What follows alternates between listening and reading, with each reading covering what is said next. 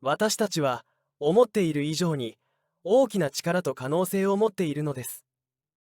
今回は精神科学の作家、教育者として活躍したジュヌビエーブ・ベーレントさんの「あなたの見えない力」という書籍を翻訳・朗読解説します。この書籍は端的に言うと、人間に本来備わっている願望達成の力を解説し、その活用法について述べられているものです。要点と結論を簡単に説明すると、著者は自己実現や願望達成は人を通して得られるものではなく、自分の内面から得られるものだと主張し、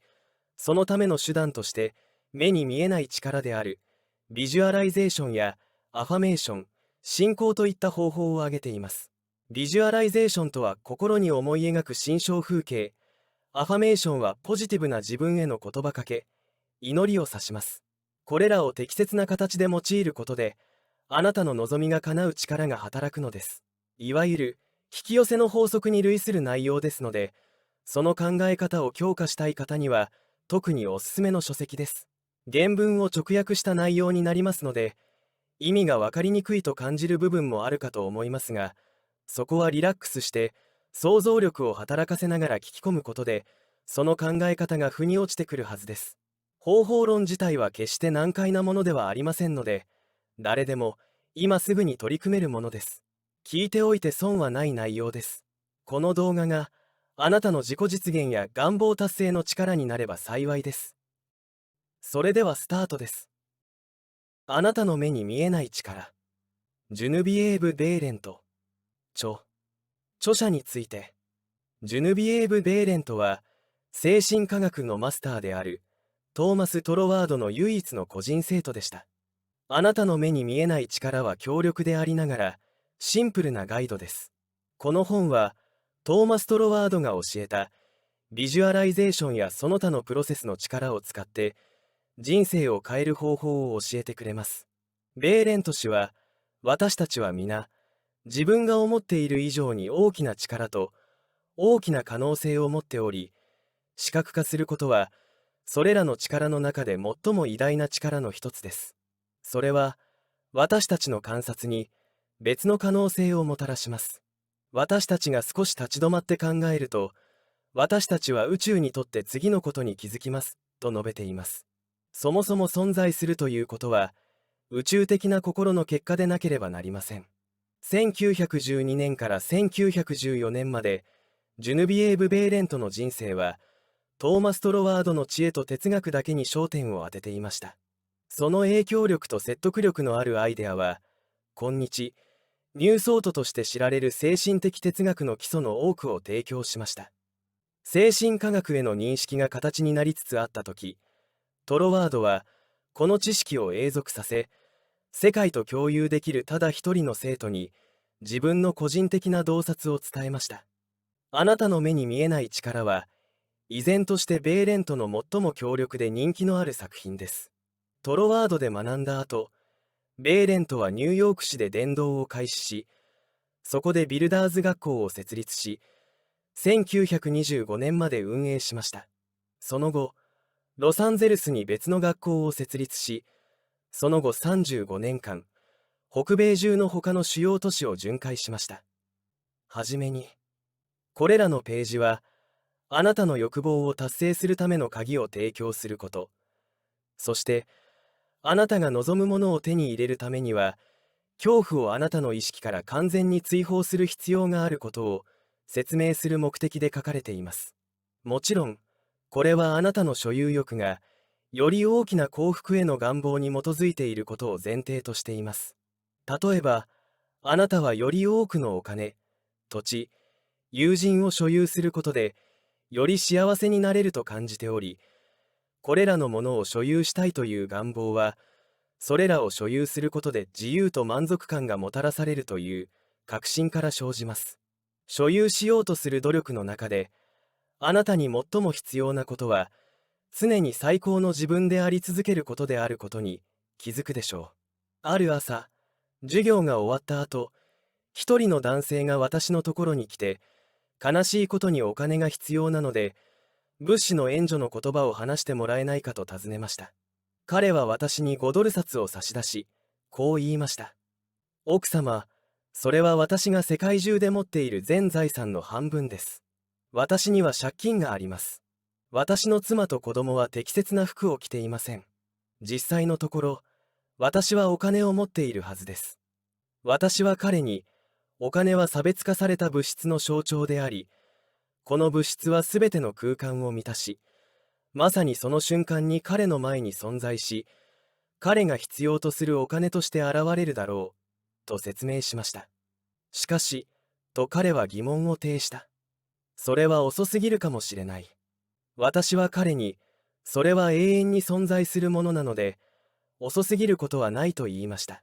彼は私の言葉を理解し、気持ちを高めてくれました。私はその男に再び会うことはなかったが、半年後に彼からニューオーリンズにいるという手紙を受け取った。彼は次のように述べています。私は自分の家を持ち、自分の車を持っており、おおむね裕福です。そして親愛なるベーレント夫人、あの日ニューヨークで私をどん底から引き上げてくれてありがとうと言いたいです。あなたと話してから3日後、何年も会っていなかった男性が、道で私に会いました。私が自分の状況を彼に説明すると、彼は請求書を払ってここに来るためのお金を貸してくれました。同風の小切手は、人々に精神的に手を差し伸べ、決して欠かすことのない供給を受け取る方法を教える、という素晴らしい仕事を続けるのに役立ちます。あなたが私に与えてくれたものを、私の理解として受け取るつもりはありません。神のお恵みがありますように。より大きな所有物は、それがどのような種類であっても、それ自体で満足や幸福をもたらすだろうという感覚は誤解です。人、場所、物があなたに幸福をもたらすことはできません。それらはあなたに幸福感や満足感を与えるかもしれませんが、生きる喜びは内側から湧き出てくるものです。したがって、あなたの欲望が生きる喜びと一致している限り、自分に喜びをもたらしてくれると感じるものを手に入れる努力をするべきである、とここで勧められています。また、この本では、視覚化の法則を理解するためにたゆまぬ努力をし、どのような次元でも、この知識を実際に応用するすべての人に、待ち受けている可能性を示唆することが望まれています。ここで使われている努力という言葉は、緊張という概念を伝えることを意図したものではありません。すべての勉強と瞑想は、緊張や緊張を伴わないようにする必要があります。創造的な行動、つまり心象風景の始まりから始めることによって、それに対応する特定の結果が必ず続くことを示すことが私の努力でした。宇宙の法則を変えることはできませんが、特定の条件下で働かせることはできます。それによって、自然が提供する法則の自発的な働きのもとでは得られない、個人の進歩という結果を生み出すことができます。私が与えたこれらの提案、つまり、視覚化を通じてあなたに用意されている可能性が、あなたを過去の経験を超えたものにするとしても、原因と結果の法則の連続性を壊すものではありません。もしここで与えられた示唆を通して、誰かが自分の心は中心であり、その中で存在するすべての力が働いており、ただそれが通ることができる唯一の道で、指示が与えられるのを待っているだけであることに気づかされるとしたら、特定の行動、つまり、これは具体的、または物理的な形での反応を意味しますが、この本が捧げる使命は達成されたことになります。あなたが考え、感じ、見たイメージは宇宙の心に反映され、相互作用の自然法則により、霊的、または物理的な形であなたに戻ってくるはずであることを覚えておいてください。個人と宇宙の心の間の相互作用の法則を知ることで、あなたが所有したい、あるいはなりたいと望むすべてのものへの自由なアクセスが開かれます。これらすべては、自分が永続的な精神像を描く力を、すべての根源である、普遍的な生命の精神から得ていることを認識している個人にのみ当てはまり、それが使用されている限りにおいてのみ、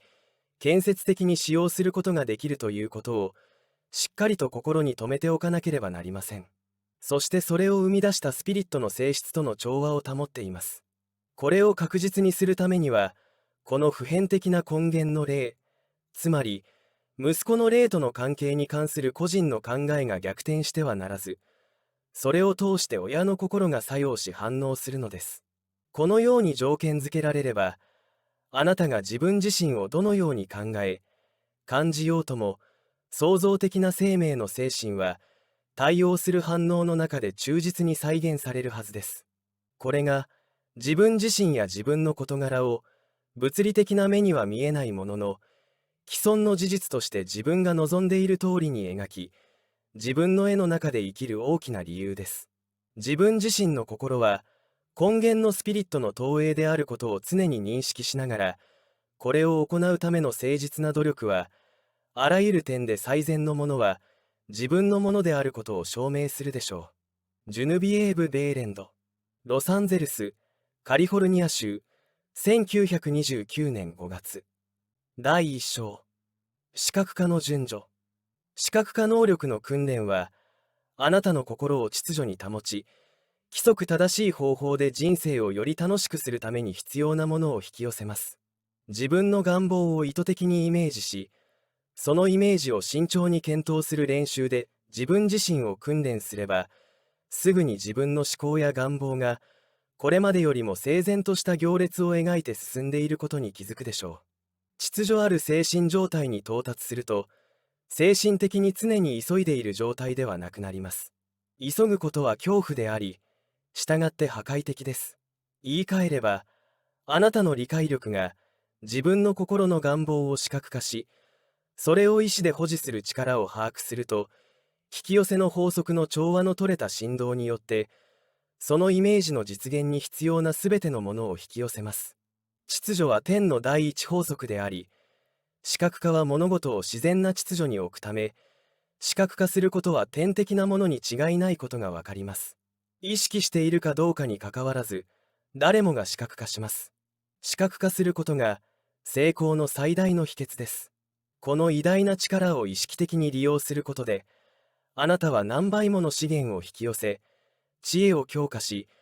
これまで気づかなかった利点を活用できるようになります。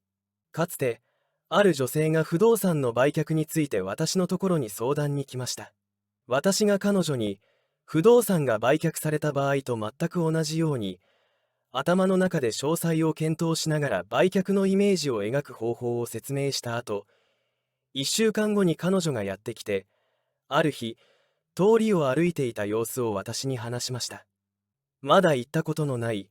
ある不動産業者に会いに行こうと突然思いついたとき、最初にそのアイデアを思いついたとき、彼女は一瞬ためらいました。なぜなら、その男は自分の財産を売ることができないように思えたからです。しかし、私が彼女に話したことを強く信じて、彼女は先導に従って不動産屋に行き、最初に連絡を取ってからわずか3日で不動産を売却してくれました。これは単に、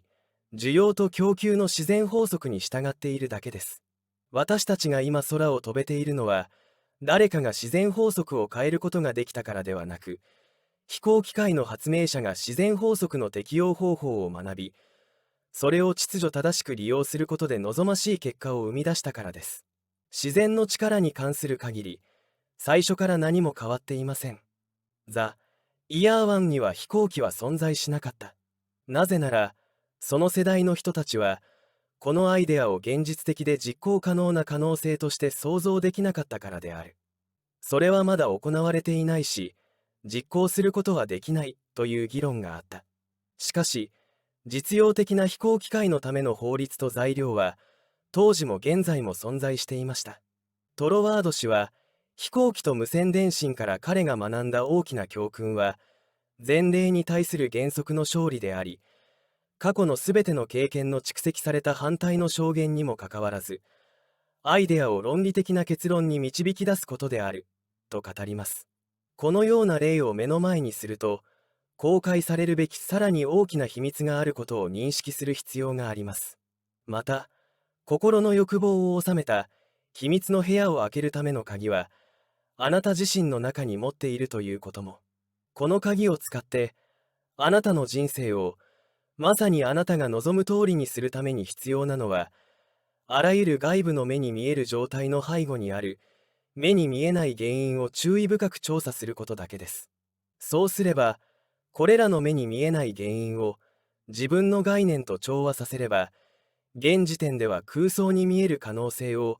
現実に実現できることがわかるでしょう。ニューヨーク市の女性が仕事を失って私のところに来て助けを求めてきました。私は彼女に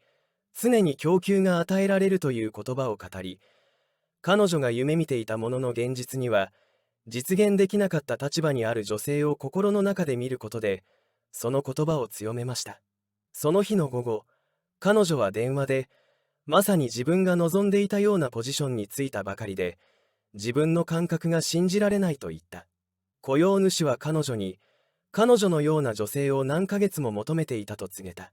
気球が飛行機の祖先であることは、誰もが知っていました。1766年、英国貴族のヘンリー・キャベンディッシュは、水素ガスが空気の7倍軽いことを証明しました。この発見から気球が誕生し、通常の気球から葉巻型の飛行船である飛行船が進化しました。航空学と鳥や飛翔体の空中移動の法則の研究により、空気より重い機械が高速を維持することで、場所から場所へ移動し、空中に止まることができるメカニズムが進化する可能性がある、という考えが生まれました。推進力によって通常の重力の法則を克服します。ワシントンのラングレー教授は、後に他の人が改良した理論の多くを開発しましたが、模型飛行機を飛ばした時は多くの嘲笑にさらされましたが、その機種はポトマック川の泥水に埋まってしまっただけでした。しかし、後に実験を行ったライト兄弟は、ガスバッグのない機械で空中を移動できる可能性に気づきました。彼らは、この交通手段を素晴らしい設備で楽しんでいるのを感じました。さまざまな経験が期待通りにならなかったとき、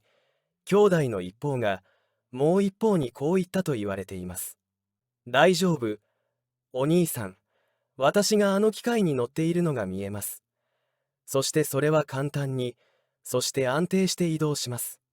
ライト兄弟は自分たちが何を望んでいるのかを理解しており、自分たちの写真を常に目の前に置いていました。現在、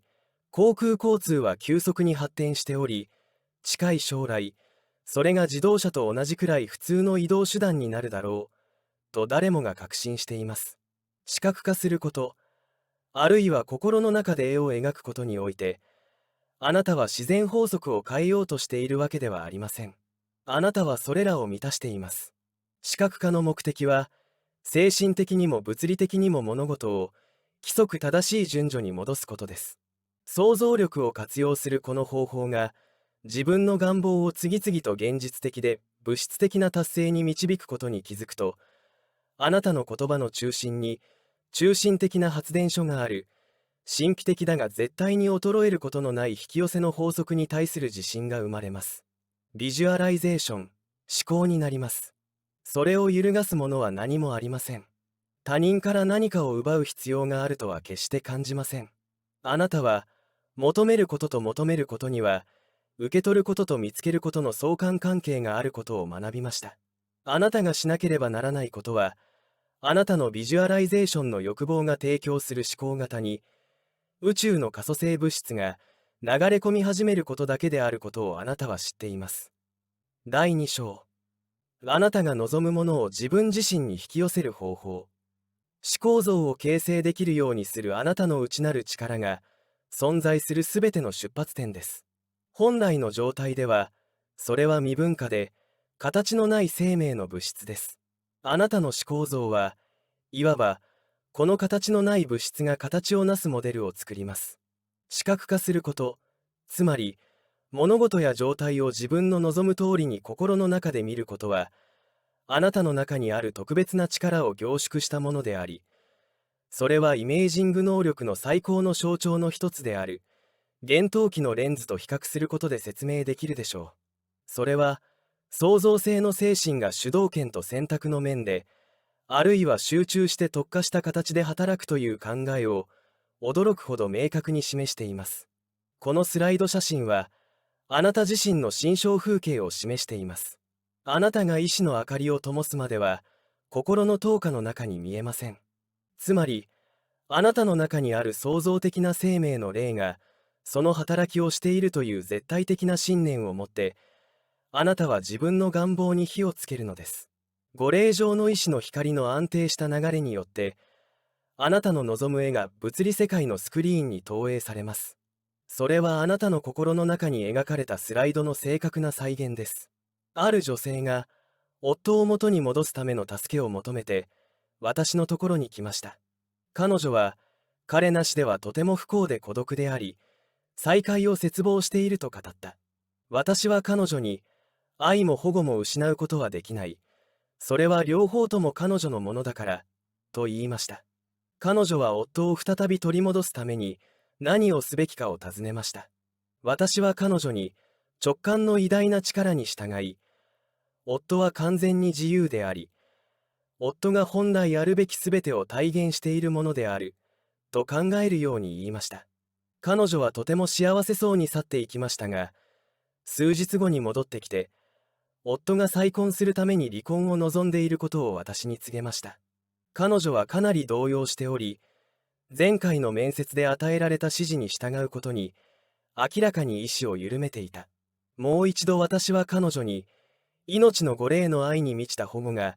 彼女を完全な幸福に導いてくれるということを、常に心に留めておくように言いました。1ヶ月後、彼女は再びやってきて、夫が他の女性と結婚したと言いました。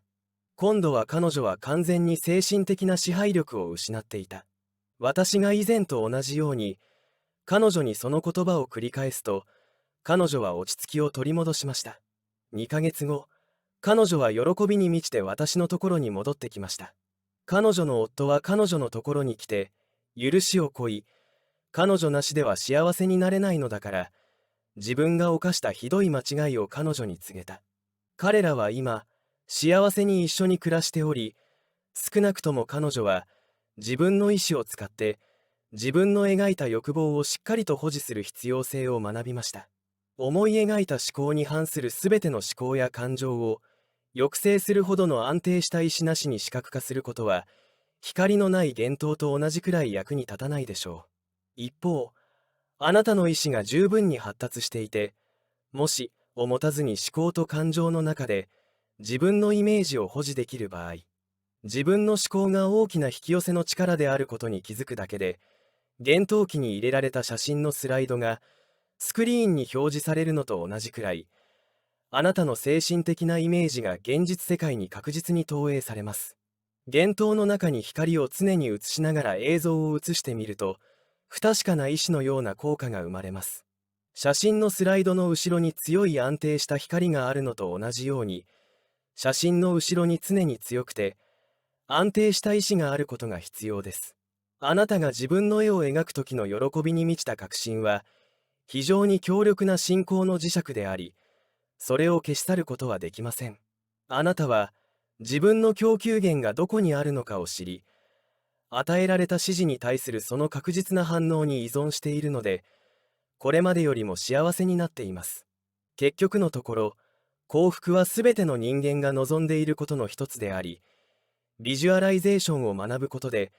これまで楽しんできた以上に、人生から得ることができるようになります。可能性はどんどん広がり、あなたの前にどんどん広がっていきます。あるビジネスマンは、ビジュアライゼーションを実践し、毎日数分間、自分の仕事を自分の望む通りに考える習慣を身につけて以来、大きく広い意味での注文が6ヶ月で2倍以上になったと私に語ったことがあります。彼の方法は、毎朝、朝食の前に部屋に入り、前の晩に残した自分の仕事を頭の中で棚卸しし、それからそれを拡大することでした。彼は、このようにして拡大を続け、ついには事業が著しく成功したと述べた。彼は自分がオフィスでやりたいことをすべてやっているのを見たでしょう。彼の職業上、毎日多くの見知らぬ人に会う必要がありました。彼の心の絵の中で、彼は自分がこれらの人々に会い、彼らのニーズを理解し、彼らが望む方法で彼らに供給しているのを見た。この習慣が、ほとんど考えられないほどに自分の意志を強化し、安定させた、と彼は語った。さらに、このようにして物事を自分の望む通りに精神的に見ることによって、彼は自分の小さな世界を改善する目的で、ある種の創造的な力が自分のために、そして自分を通して行使されているという自信を獲得したのです。初めて真剣に視覚化し始めたとき、他の多くの人がそうであるように、他の誰かが自分と同じイメージを描いているかもしれない。そして当然のことながら、それはあなたの目的には合わないと感じるかもしれません。このことについては心配しないでください。あなたのビジュアライゼーションが特別に適用された普遍的な想像力の秩序ある行使であることを理解するように努めてください。そうすれば、誰もあなたに反対して働くことはできないと確信するかもしれません。普遍的な調和の法則はそれを防ぎます。あなたの頭の中にあるイメージは、普遍的なマインドがその固有の主導権と選択の力を特に行使しているということを心に留めるように努めてください。神、または宇宙の心は、神を通してご自身を差別化するという特別な目的のために人間を創造しました。存在するすべてのものは、これと同じ方法で、この自己分化の法則によって、同じ目的のために存在しました。まず最初に、物事のアイデア、精神的なイメージ、または原型、つまり初期の物事そのものが生まれました。宇宙の偉大な建築家は、自分自身をその正反対の物質、つまり物質を通して顕在化させると考え、その考えは拡大し、私たちが一つの世界だけでなく、多くの世界を持つまで投影しました。多くの人は、そもそもなぜ物理的な世界が必要なのでしょうかと尋ねます。答えは次の通りです。ワックスが冷えると固まったり、焼いた石膏が熱にさらされると固く固まったりするのと同じように、活性ではなく、方向性によって固まるのが起源物質の性質だからです。あなたのビジュアライゼーションは、元の状態にある、この同じ神聖な物質であり、あなたの心の中で個別化された神聖な働きの中心を通して形をとります。そして、この霊的物質の組み合わせが物理的な形になるのを防ぐ力はありません。仕事を完了するのがスピリットの性質であり、アイデアはそれ自体で手段を作るまで完成しません。あなたのビジュアライゼーションが具体的な形になることを妨げるものは、それを生み出したのと同じ力、つまりあなた自身以外には何もありません。もっと整頓された部屋にしたいとします。自分の部屋を見回すと、箱、クローゼット、棚、フックなどの順序の概念が浮かび上がります。箱、クローゼット、フックはすべて秩序の具体的なアイデアです。なぜなら、それらは秩序と調和を暗示するための手段だからです。第3章、精神的形態と肉体的形態の関係。一部の人は、物事を視覚化することが全く適切ではないと感じています。物質的すぎると彼らは言います。物質的な形は、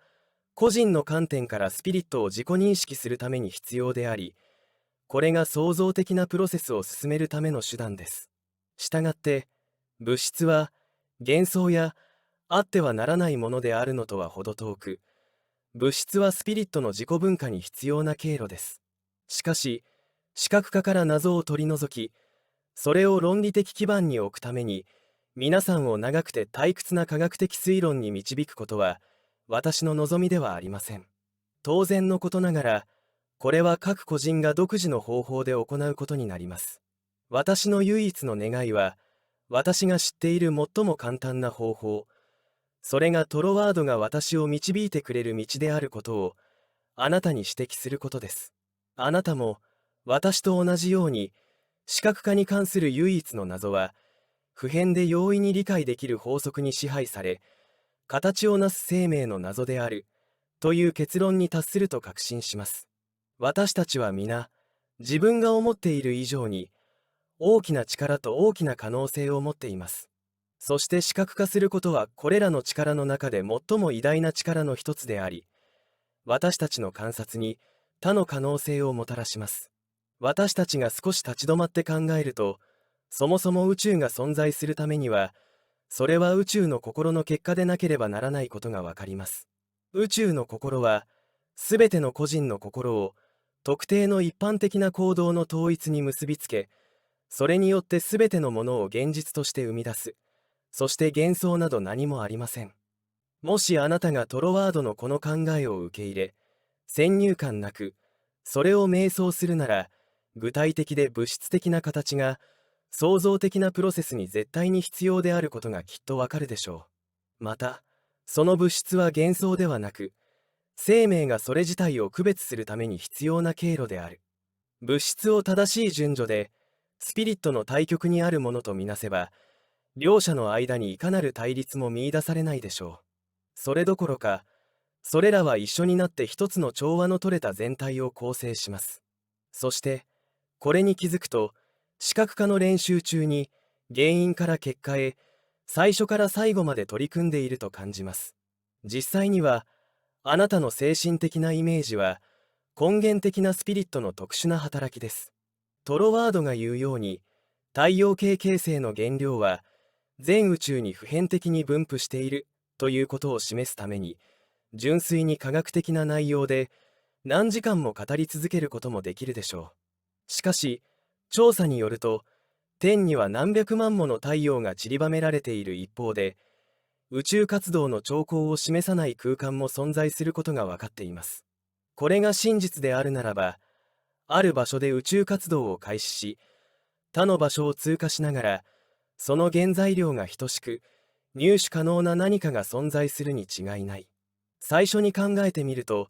宇宙エネルギーの発達はエーテル粒子そのものによるものだと考えられるかもしれません。しかし、調査すると、すべての粒子が平行状態にあるため、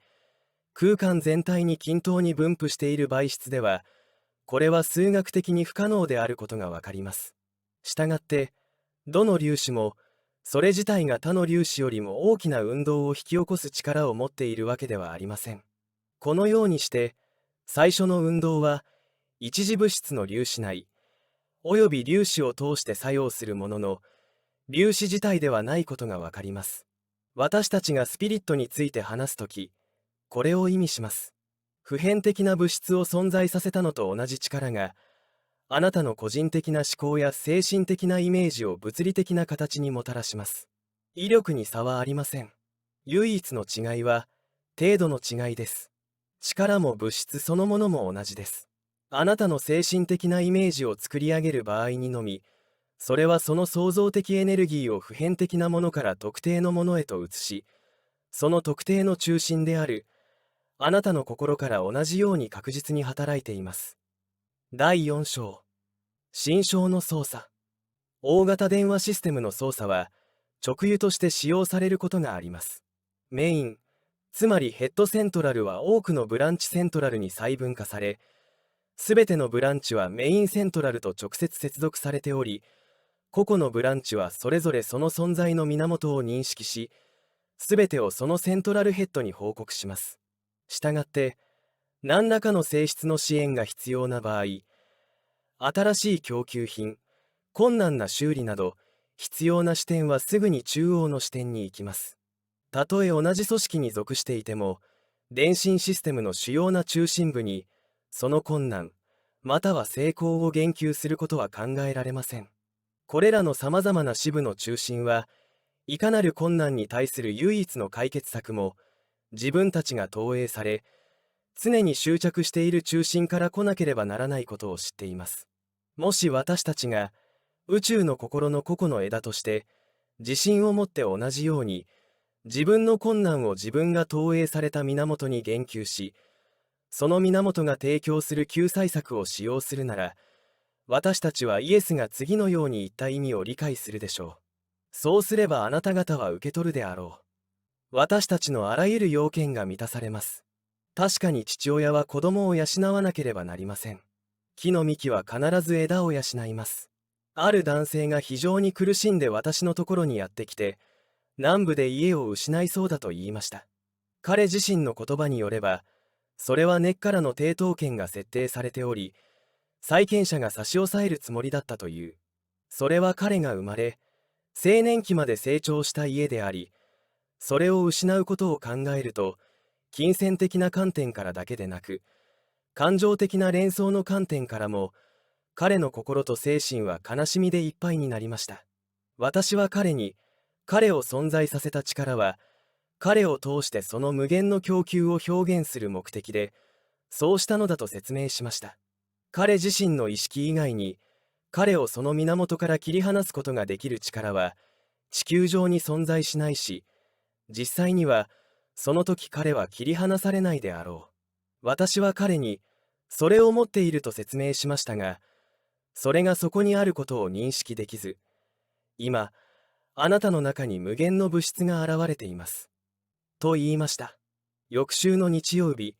午後のメッセージを伝えるためにセルウィン劇場の楽屋を出る直前に、次のようなメモを受け取りました。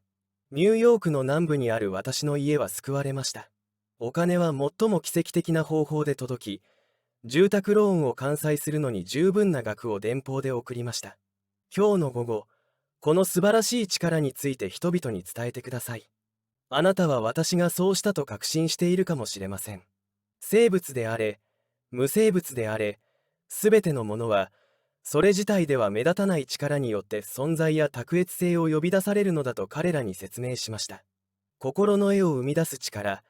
つまりあなたの描いた願望の根源となる霊的物質は目立たないのです。それは、それ自身の固化した太陽物である、それ自体の実態を投影しますが、それ、つまり力は、物理的な目には見えないままです。パウロが次のように言った時の意味を理解できる人は、視覚化することの価値を理解するでしょう。世界は神の言葉によって形成された。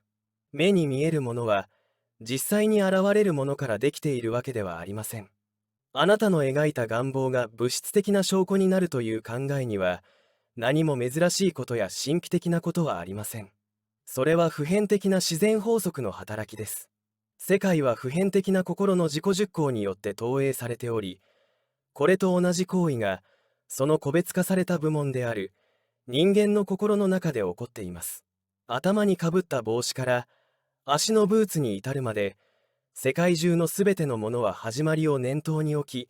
全く同じ方法で存在します。すべては投影された思考であり、固定化されたものです。あなた個人の進化の進歩は、視覚化する力を正しく使用するかどうかにかかっており、それを使用するかどうかは、あなた自身が特定の中心であり、その中で根源のスピリットがすでに潜在能力を新たに表現していることを認識しているかどうかにかかっています。それ自体の中に存在します。これが進化です。あなたの精神的なイメージは引力であり、それが進化し、元の物質を特定の形に結合します。あなたの写真はいわば生成的な意味で結合し、進化する原動力であり、それを通じて創造的な創造的精神がそれ自体を表現します。その創造的行為は無限であり、始まりも終わりもなく、常に進歩的かつ秩序あるものです。それは段階ごとに進み、各段階は次の段階に向けて必要な準備です。さて、世界の物事がどのような段階を経て誕生したかを理解できるかどうか見てみましょう。トロワード氏は次のように述べています。これらの結果を生み出す動作原理を理解できれば、非常に迅速、かつ簡単にそれを個人的に適用することができます。第一に、生命、あるいはスピリットの起源についての、それ自体に関する思考は、それ自体の存在についての単純な認識であり、これが何か他のものとの関係を要求し、世界のあらゆるものを生み出す普遍的な物質である、主要なエーテルを生成することがわかります。成長しなければなりません。トロワードはまた、存在についてのこの認識は、さらなる可能性のために必要な基盤ですが、それについて話すことはあまりありません。とも語っています。それはあなた自身である、個別化されたスピリットについても同様です。自分の願望を実際的なものとして頭の中でイメージする、という考えを抱く前に、自分の存在についてある程度の考えを持っていなければなりません。あなたの私はについて、そして自分の私はあるということに気づくとすぐに、あなたはこの意識が示唆する自由を享受したいと望み始めます。あなたはもっとやりたい、もっとなりたいと望み、自分の中でこの欲求を満たすと、局所的なスピリットがあなたの中で意識的な活動を始めます。あなたがもっと心配しているのは、生命の創造的精神、ユニバーサルマインドに特化した具体的な活動です。あなたの中に局所化された神の胚芽は、あなたの個性であり、あなたの個性であり、絶対的な自由の喜びは、この神の胚芽の本質的な性質であるため、その特定の中心を通して、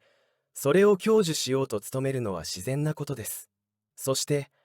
あなたの存在、あなたの個性は神がご自身を特別化したものである、という理解が深まるにつれて、あなたは自然に神聖な傾向を身につけることになります。あなたは人生と自由を楽しみたいと思っています。あなたは自分の意識だけでなく、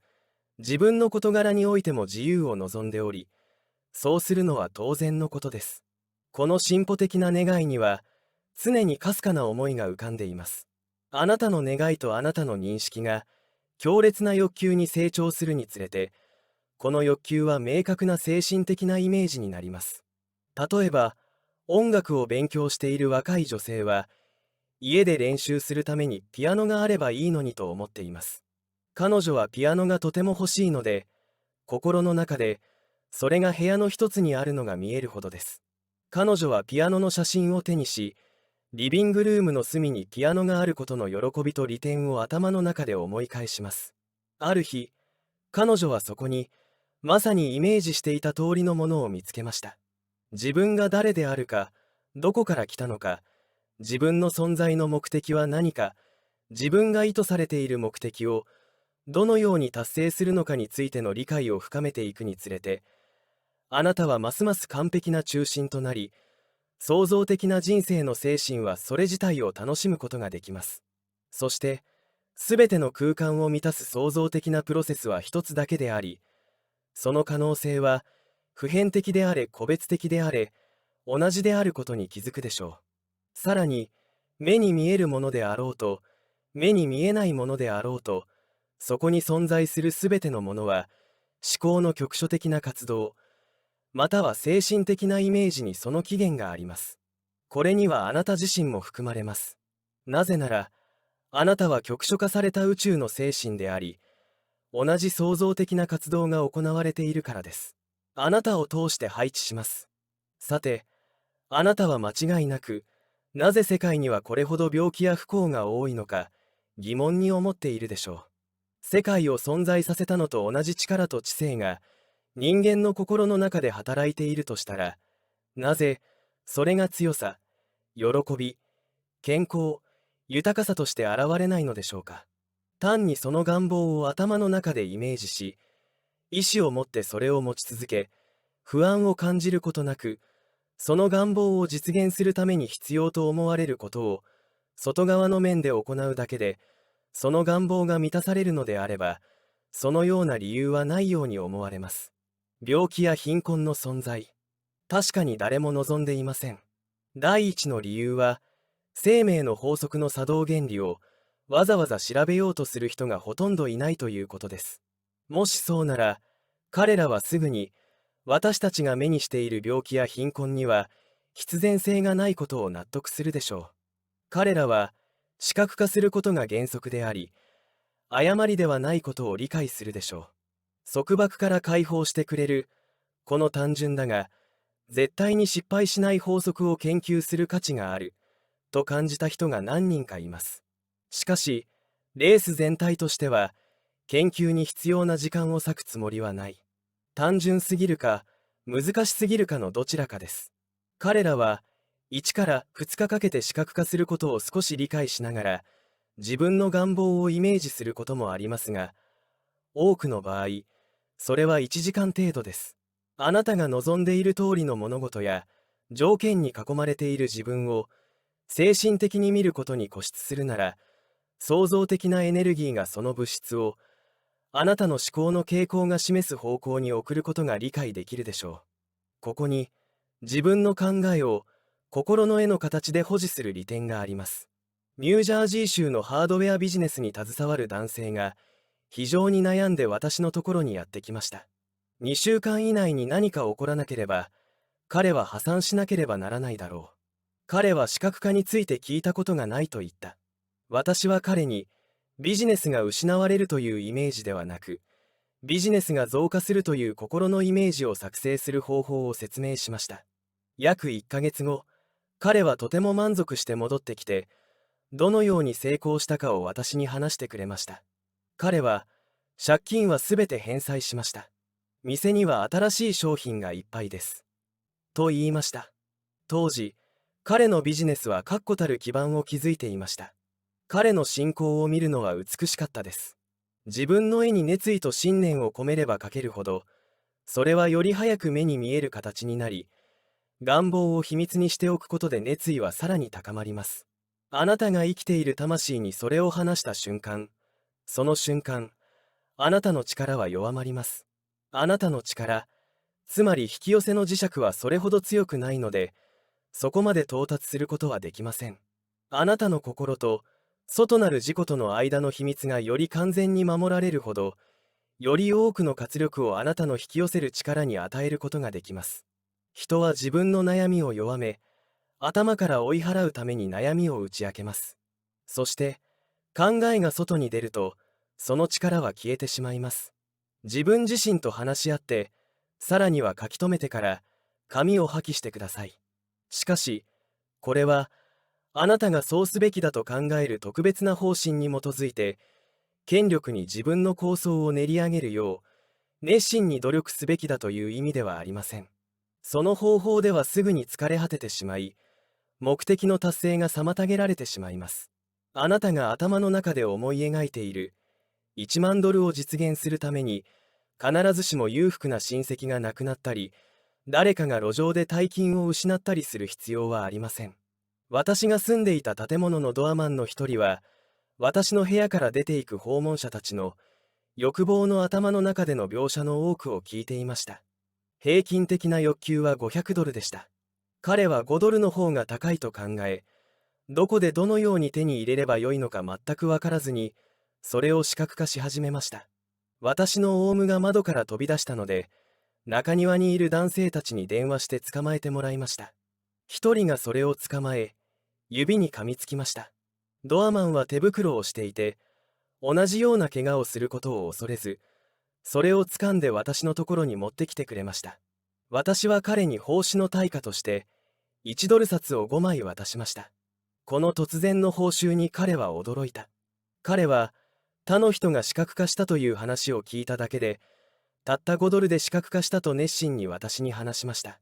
彼は自分の心象風景が予期せぬ形で実現したことに大喜びした。あなたがしなければならないのは、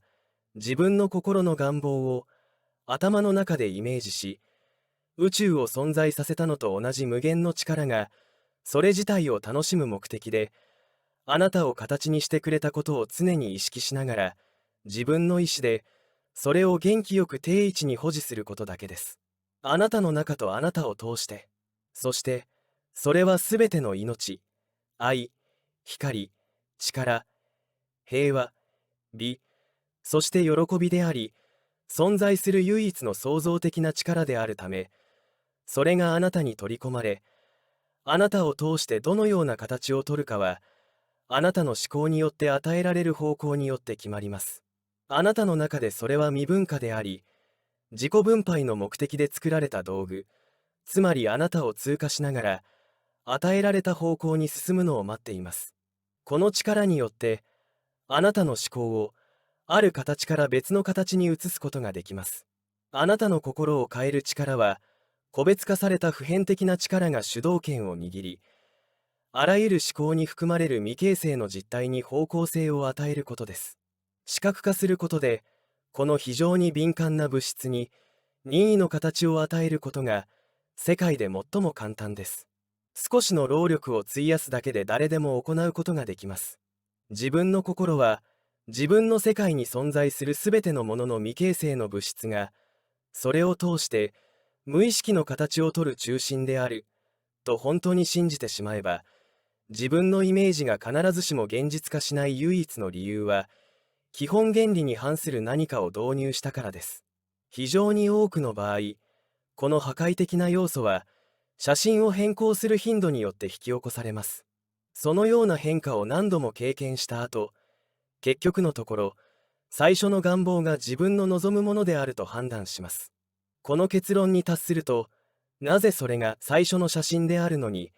実現しなかったのか疑問に思い始めます。あなたが精神的に扱っている物質は、最も敏感な写真家のフィルムよりも敏感です。写真を撮っている時に、同じプレートですでに写真を撮ったことを突然思い出した場合、どちらの写真でも完璧な結果を期待することはできません。一方で、無意識のうちに、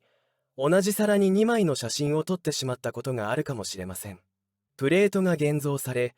その写真が物理的に目に見えるようになったとき、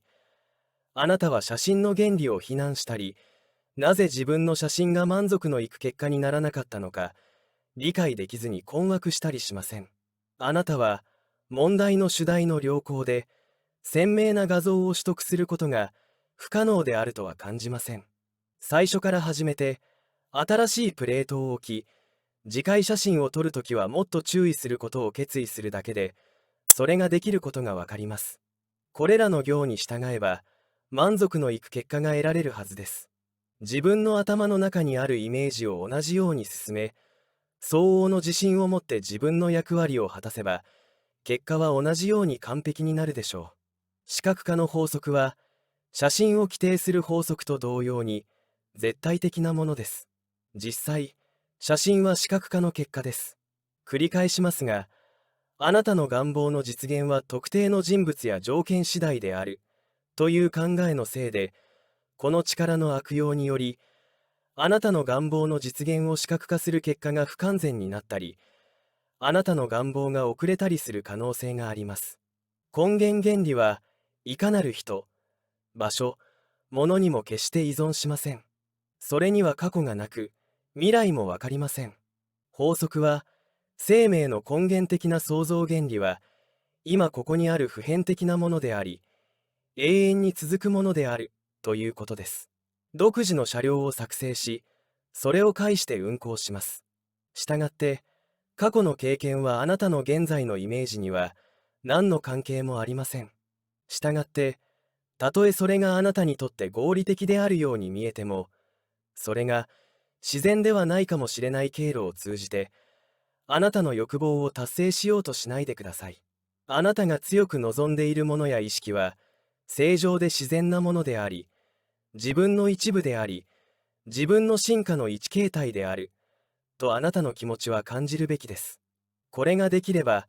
あなたが頭の中に描いているイメージや、あなたが想像するその他のイメージの実現を楽しむことを妨げる力はありません。第5章、初心者からの表現。何百人もの人々が視覚化することは、強力な意志を持ったアラジンのランプであると認識しています。フォッシュ将軍は、1870年の普仏戦争中に感情が非常に憤慨し、ドイツ軍と対峙するフランス軍を勝利に導く自分の姿を想像したと述べている。彼は絵を描き、パイプを吸い、待ったと言った。これは、私たち全員がよく知っている視覚化の結果の一つです。ある有名な女優が作刀、有力日用紙の一つに長い記事を書き、自分のなりたい姿を常に見ることで、過剰な欲望をどのように解消したかについて述べた。私がニューヨークで講義をしていた時に、ある医師の妻から非常に興味深い手紙が届きました。彼女は、人類が自らの中に解放の手段を持っているという素晴らしい事実を認識するのに、役立つ視覚化に関する私の講義を、私が決して中止しないようにという希望から始めました。彼女は自身の経験について、ニューヨークのイーストサイドの最も貧しい地区で生まれたと語った。彼女は幼い頃から、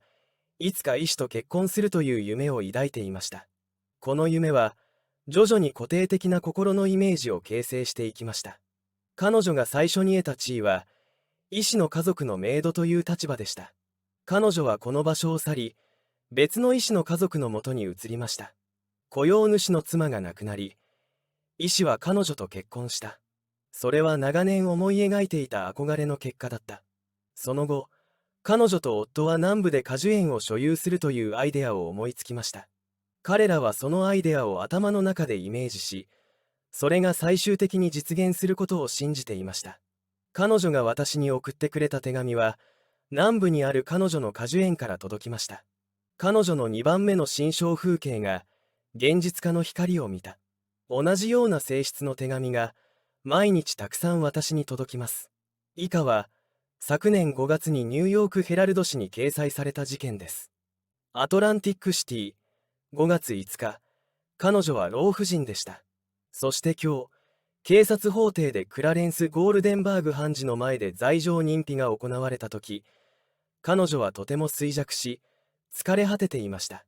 ほとんど立つことができなかった。裁判官は裁判所の付き添い人に、彼女が何の罪で起訴されたのか尋ねた。牛乳瓶を盗みました。閣下、警官は繰り返した。彼女は今朝、夜明け前にダウンタウンの別荘の玄関口からそれを持ち出しました。なぜそんなことをしたのですかとゴールデンバーグ判事は彼女に尋ねた。お腹が空いたのよ、と老婦人は言いました。そうですね。あなたは今あまり裕福ではありませんが、もう貧乏ではありません。何ヶ月もあなたを探していました。親戚の財産からあなたに属する500ドルをもらいました。私は財産の執行者です。ゴールデンバーグ判事は、女性の罰金を自腹で支払い、その後彼女を執務室に連れて行き、そこで彼女の遺産を彼女に引き渡し、下宿先を探すために警官を派遣した。後から知ったのですが、この小さな女性は500ドルが欲しいと心の中で思い描いていたのですが、それがどうして自分に届くのか全く知りませんでした。しかし、彼女は自分のビジョンを保ち、信仰によってそれを強化しました。グッドハウスキーピング誌に、精神的バックボーンを強化するというタイトルのアディントン・ブルースによる記事がありました。非常に有益な内容なので、誰でも読むと有益です。彼はその一部を次のように述べています。毎日少しの時間を割いて、自分の仕事について、自分にとって必要不可欠であり、社会への有益な奉仕として、大きく、幅広く、想像力豊かに考える習慣をつけましょう。偉大な鉄道王ジェームス・J. ヒルは、海岸から海岸まで道路の建設を始める前に、鉄道が敷設されるまでに、前線に沿って何百回も旅行したと語った。彼は、米国の地図を前に何時間も座り、私たちが充実した心象風景を眺めているのと同じように、心の中で海岸から海岸へと旅をしていたと言われています。何百もの同様の事例について、注意を喚起することは可能です。自分の望むものを自分自身に思い描く方法は、その背後にある原理を十分に理解して、それを信じることができれば、簡単かつ楽しいものです。何よりもまず、自分が本当に望んでいることが何であるかを確認してください。次に、次の章で説明する線に沿って、自分の願望を特化させます。第6章。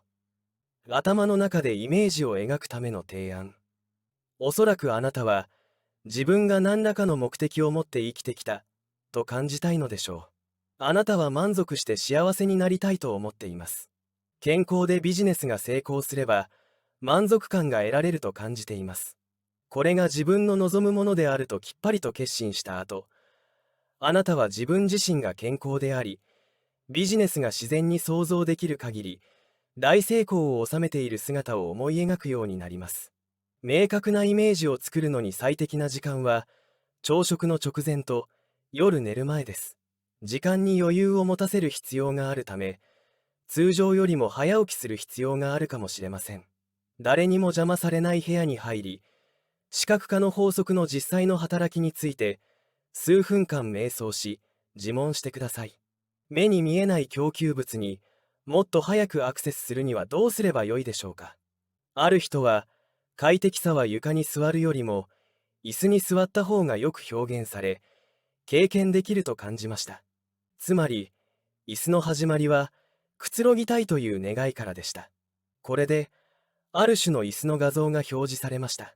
同じ原理が帽子や着る服にも当てはまります。物事の背後にある原理を注意深く考えてください。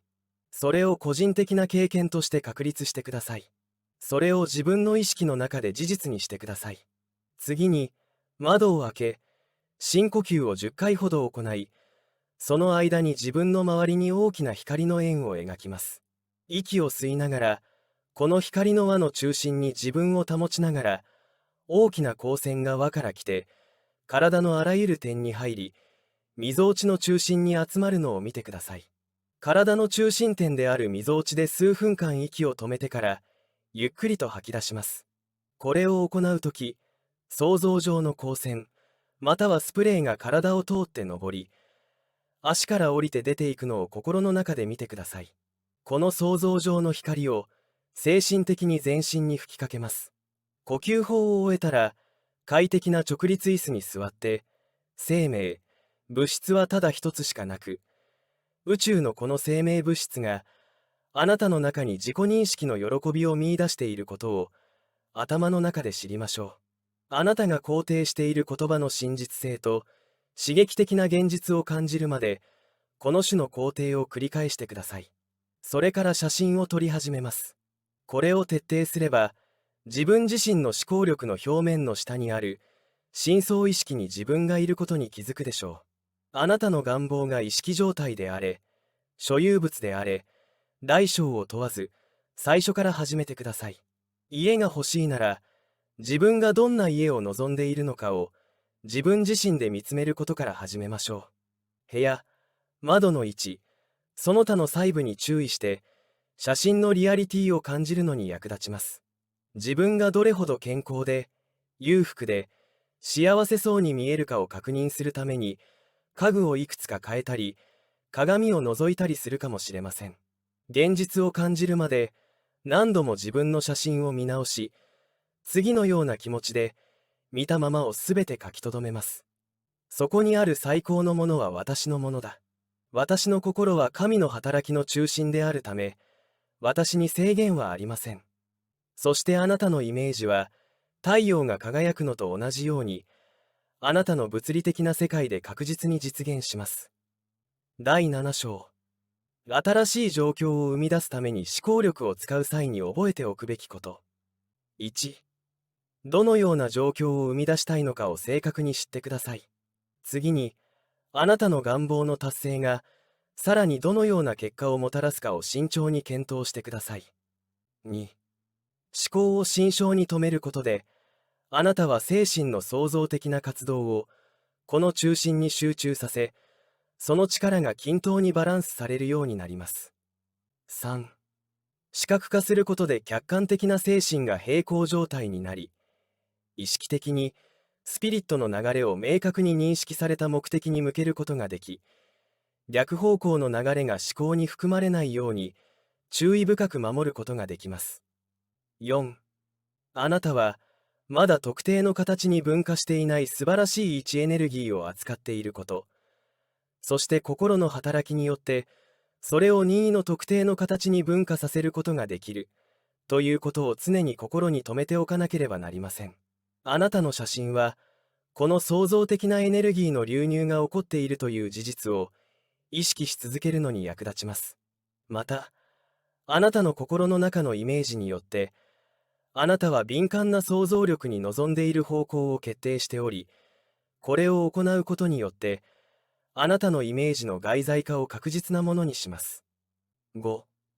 適切に視覚化しているときは、思考形態を定位置に保持するのに、激しい努力は必要ないことを思い出してください。懸命な努力はあなたの目的を打ち破り、戦わなければならない敵対的な力の意識を示唆し、これがあなたのイメージに不利な状況を生み出します。6、明るい気持ちで写真を保持すると、写真の精神的な核を分散、または消失させるすべての考えがシャットアウトされます。法律の働きは創造的であるため、あなたの描いた願望は確実に達成されます。7、視覚化する際に覚えておくべき7つ目の重要な点は、それが現れるための特定の状況を整えるためではなく、未分化の物質やエネルギーに与える質を決定する目的で、頭の中で絵を描いているということです。それは想像力そのものの働きです。あなたがそれを許可すれば、それは非常に自然に独自の表現形式を構築し、不必要な不安を大幅に軽減します。あなたが本当に望んでいるのは、健康であれ、富であれ、それ以外であれ、特定の方向への拡大であり、それを手に入れる限り、自信を持って自分のイメージを持ち続けるなら、きっとそうするだろう。それが誰かに届くかどうかは問題ではない。あなたが頼りにできると思っていたチャンネル、またはあなたが存在を知らなかった他のチャンネルを通じて、あなたは特定の目的のために、特定の種類のエネルギーを集中させています。このことを念頭に置いて、具体的な詳細は自分で処理し、自分がしていることを誰にも決して言わないでください。自然は、はっきりと見える表面から最も不可解な深さまで、完全に個人の使用に捧げられた光と善の広大な倉庫であるということを常に忘れないでください。偉大な全体とのあなたの意識的な一体性が成功の秘訣であり、一度これを理解してしまえば、あなたはその全体、またはその一部を自由に所有することを楽しむことができます。どんどん自分のものにしていきましょう。あなたに賛成か反対かにかかわらず、すべての物理的な事柄は、それがものになる前に持続的な思考であったことを決して忘れないでください。思考は思考として良いも悪いもありません。それは創造的な行為であり、常に物理的な形をとります。したがって、あなたが心に留める思考は、あなたが所有しているもの、または所有していないものになります。ある男性が私のところに来て、ある若い女性と結婚したいと切望しているが、給料が少なく、仕事も不安定なので結婚する余裕はない、と感じていると話しました。私は常に存在する、確実で無限の供給の言葉を話し、愛には失敗を知らないと説明しました。楽しむのはあなたです。二人が望むような家を想像してみてください。自分の役割を果たし、少女を愛し続け、あなたの中に生き、愛しているものを絶対に信じてください。数ヶ月後、二人とも晴れやかな表情で私の書斎にやってきました。彼らが結婚していることは知っていました。妻は私にこう言いました。ベーレント夫人、私たちはとても幸せです。なぜなら、私たちは自分の思考力を使って、自分の望むすべてを実現して、意識を一つに保つ方法を知ったからです。ですから、自分らしく、自分自身の神聖な方法で人生を楽しんでください。本当の自分になることを恐れないでください。あなたが望むすべてのもの、あなたを望んでいます。第8章。私が精神科学の研究を始めた理由。私は、精神科学の研究を始めた理由と、原則の知識だけでなく、精神科学の研究の結果について、頻繁に質問されました。その知識を自分の人生の発展に応用すること。心理的真実のメッセンジャーの役割を論述する人は、個人的な精神的経験の実験室で、それをテストした場合にのみ説得力を持ち得るため、そのような質問は正当です。これは、精神科学の偉大なマスターである、トロワード・ハンジの唯一の個人生徒である、私の場合に特に当てはまります。彼の教えは、生命の与え主である、普遍的な創造的な精神に対して、個人の精神がもたらす関係に基づいています。個人の生活における、拡大とより充実した表現を確保するために、その関係をどのように呼び出すことができるか。精神科学の研究に対する私の最初の衝動は圧倒的な孤独感でした。どの人生にもその時期に私の人生に浸透したような精神的な孤立の経験が必ずあるはずです。私は毎日友人たちに囲まれ、陽気さに囲まれていたにもかかわらず、自分が世界で一人であるという感覚がずっとありました。私は約3年間未亡人として心の安らぎを求めて国から国へと放浪していました。私の人生の状況や環境は友人たちから私を異常に幸運な若い女性だと思われるようなものでした。彼らは夫が亡くなった時に私が大きな損失をかぶったことを認識していましたが、夫が私に十分な備えを与え、私の好きなところへ自由に行けるようにしておいたことを知っていました。しかし、もし私の友人たちが私の心の奥底にある感情を汲み取ることができたなら、彼らは深い空虚感と孤独感を感じただろう。この感情は不安な精神を引き起こし、それが私を外側への無駄な探索に駆り立てました。なぜなら、後に私が知ったものは内側にしか見つからないからです。私はクリスチャンサイエンスを勉強しましたが、科学者たちが行っている偉大な研究を十分に認識し、エディ夫人に個人的に会うことができて光栄でさえありましたが、それは私にとって慰めにはなりませんでした。しかし、私にはキリスト教科学の基本的な教えを受け入れ、それを実際に応用することは不可能でした。満足を求めることを放棄し、娯楽に満ちた生活を再開しようと決意したとき、友人が私を偉大な先見者であり、教師であるアブデュル・バハを訪ねるよう誘ってくれました。この最も素晴らしい男性たちとのインタビューの後、私の満足感の探求は変化し始めました。彼は私に、真実を求めて世界中を旅し、真実を見つけたらそれを話すだろうと言いました。その時、この偉大な先見者の声明を成就することは不可能であるように思われました。しかし、それはある程度の励ましをもたらし、少なくとも私の以前の探求が間違った方向にあったことを示していました。私は自分の中に満足感を見つけようと、弱々しい手探りで始めました。というのは、彼は私に真実を見つけるべきだ、とほのめかさなかったのですか？それが大きな出来事であり、私がインタビューで覚えている唯一のことです。数日後、ニューソート実践者のオフィスを訪れたとき、私の注意は彼のテーブルの上にあった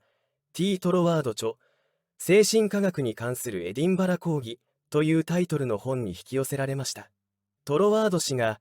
インドのパンジャブ州出身の元地方判事であることに興味を持った。私はその夜に読み通そうと思って、その本を購入した。多くの人が同じことをしようと努力しましたが、私と同じように、この本を理解するには研究する必要があることが分かり、何百人もの人が私と同じように、この本に集中して取り組むことを決意しました。この宝の本を見つけた後、私は数日間、田舎に行き、その間にその本をできる限り徹底的に研究しました。それは非常に難しいように思えたので、その研究にはそれほど労力を必要としないかもしれないと期待して、トロワードの別の本を購入することにしました。問い合わせてみると、次の巻である童話講義の方が、この2冊のうちではるかに単純で優れているとのことでした。入手してみると、これも勉強しなければいけないことが分かりました。その精神に入ると題された、ドーレの最初の章の意味を漠然と理解するのに数週間、数ヶ月かかりました。つまり、私が読んでいたものの精神に入るまでに何ヶ月もかかったということです。しかしその間、26ページの一節が私の注意を引きつけ、これまで読んだ中で最も素晴らしいもののように思えました。私はそれを暗記し、トロワードの言葉の精神に入ろうと、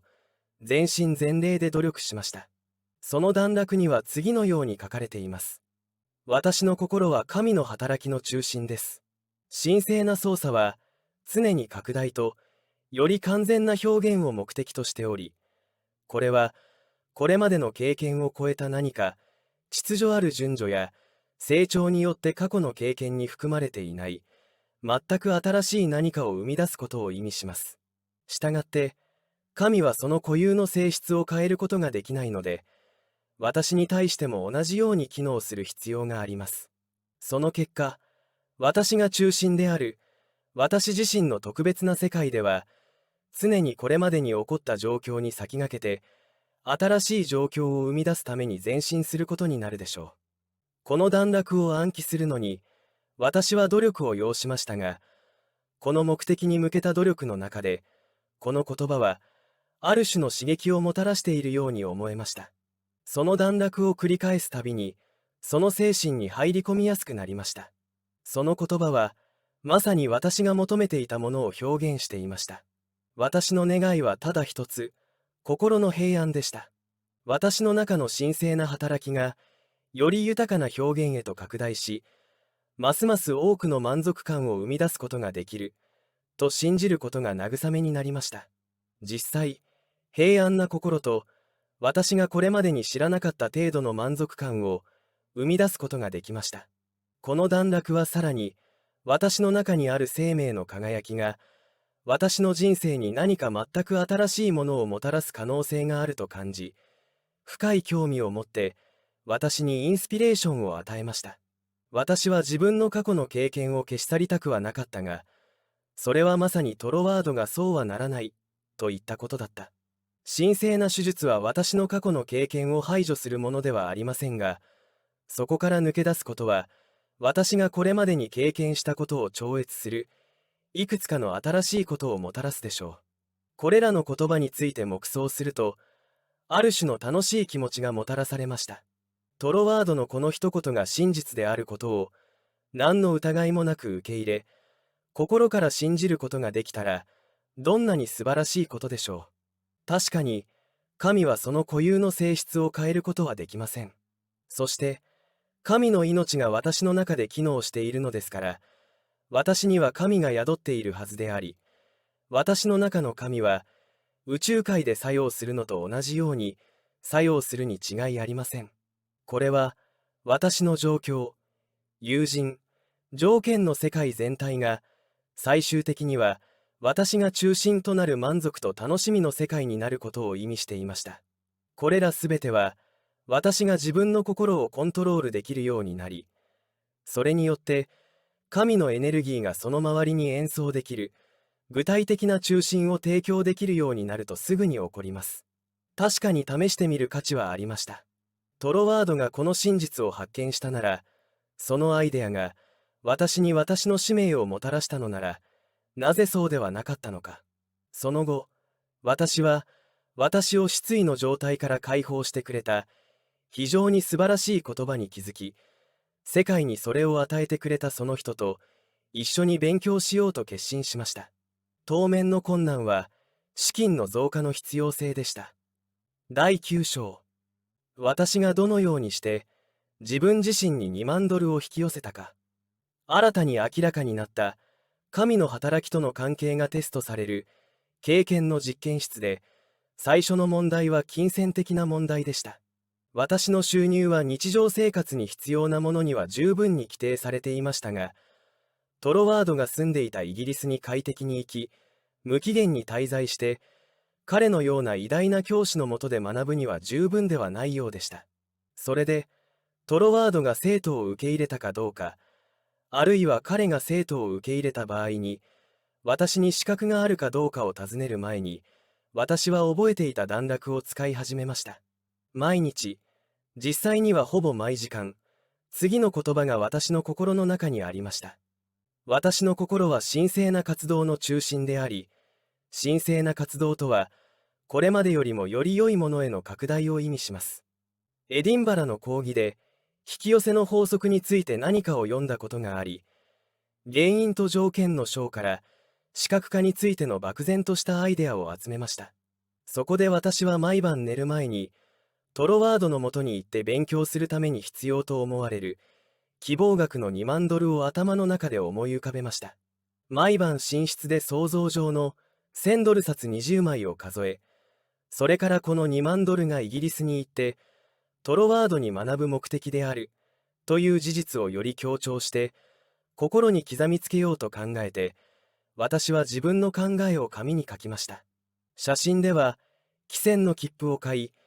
ニューヨークからロンドンまで船の甲板を上り下りしている自分を見て、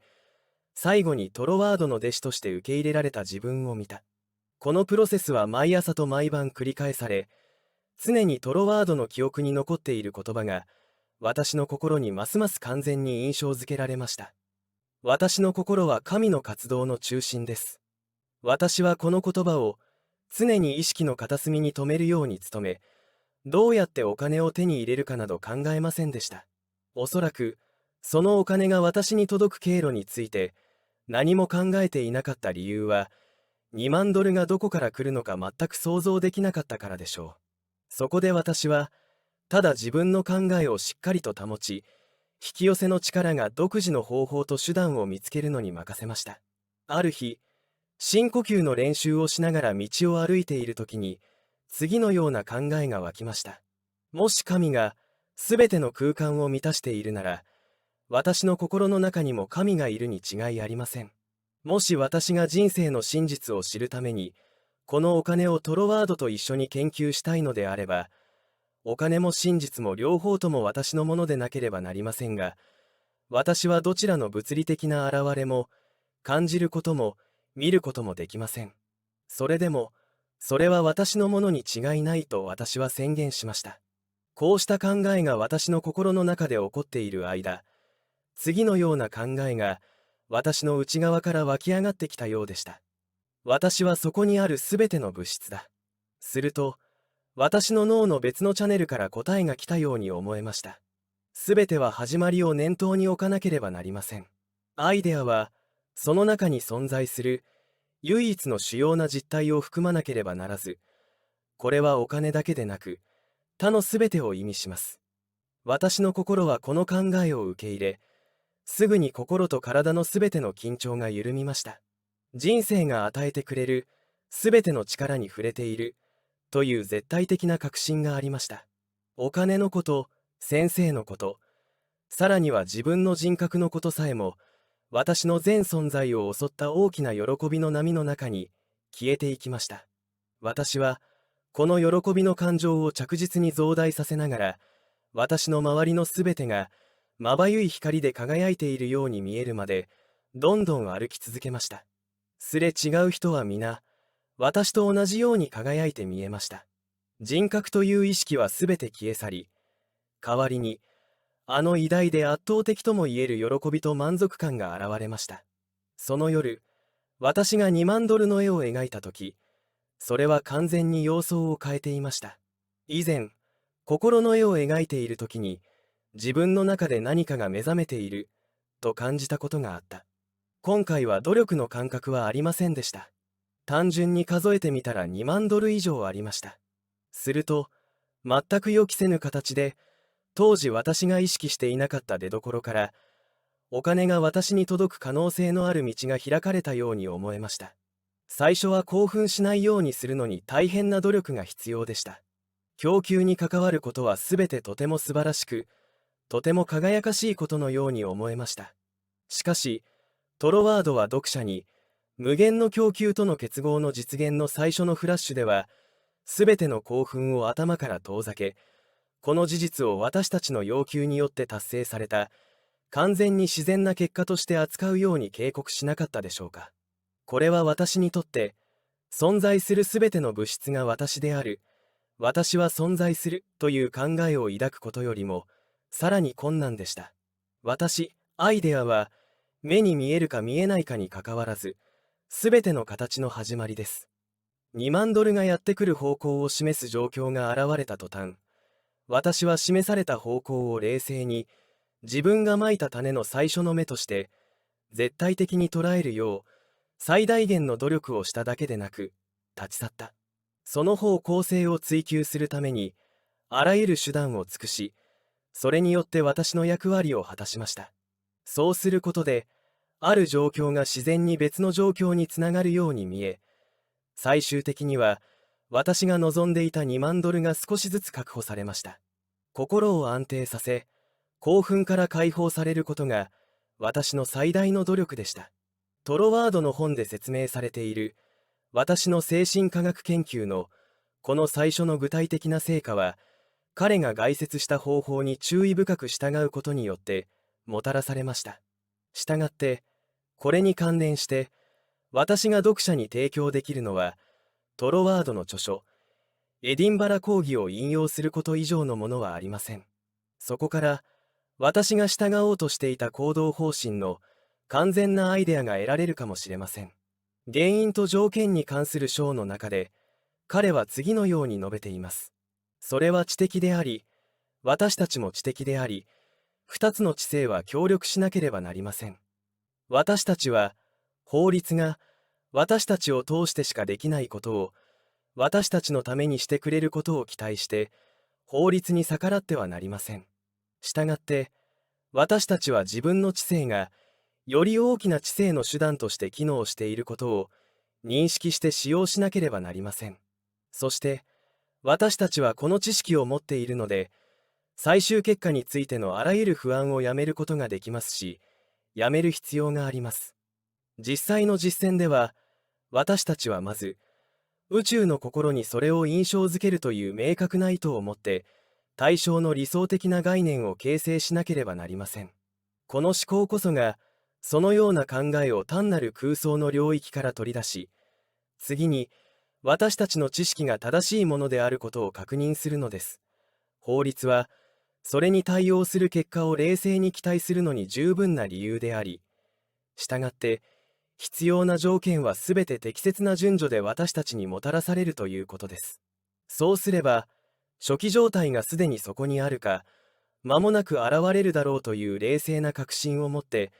私たちは日常生活の事柄に目を向けることができます。すぐにそれらが見えない場合は、精神的な原型がすでに存在しているという知識に満足して、望ましい方向を示す、何らかの状況が現れ始めるまで待ちましょう。それは非常に小さな状況かもしれませんが、考慮すべきは方向であり、大きさではありません。それを目にしたらすぐに、私たちは、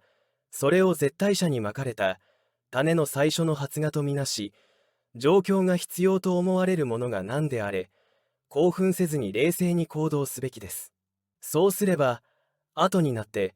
この行動が順番に起こることがわかります。私たちが目的の達成に向かって、一歩ずつ進んでいることに気づくまで、同じ方向にさらに状況を導きます。このようにして、供給の法則という偉大な原則を理解することは、経験を重ねることによって、私たちを不安な思考と、骨の折れる労働の領域からますます完全に解放し、私たちのすべてが有益に雇用される、新しい世界に私たちを導くでしょう。精神的であれ肉体的であれ、力は私たちの個性を、それ自体の本質に沿って展開したものに過ぎず、従って健康と幸福の永遠の源となるでしょう。確かに、個人と宇宙の心の間の関係を支配する法則を注意深く研究するための十分な動機となるでしょう。私の考えでは、当時も今も、この引用は、無限の供給と接触するために必要な方法と、アプローチ方法の革新と中心を概説しています。少なくとも、それは、先に引用した、私の心は神の働きの中心である、などの声明と合わせて、$20,000を自分に引き寄せる唯一の明白な手段でした。これらの声明の精神を理解し、この必要な金額を自分に引き寄せるための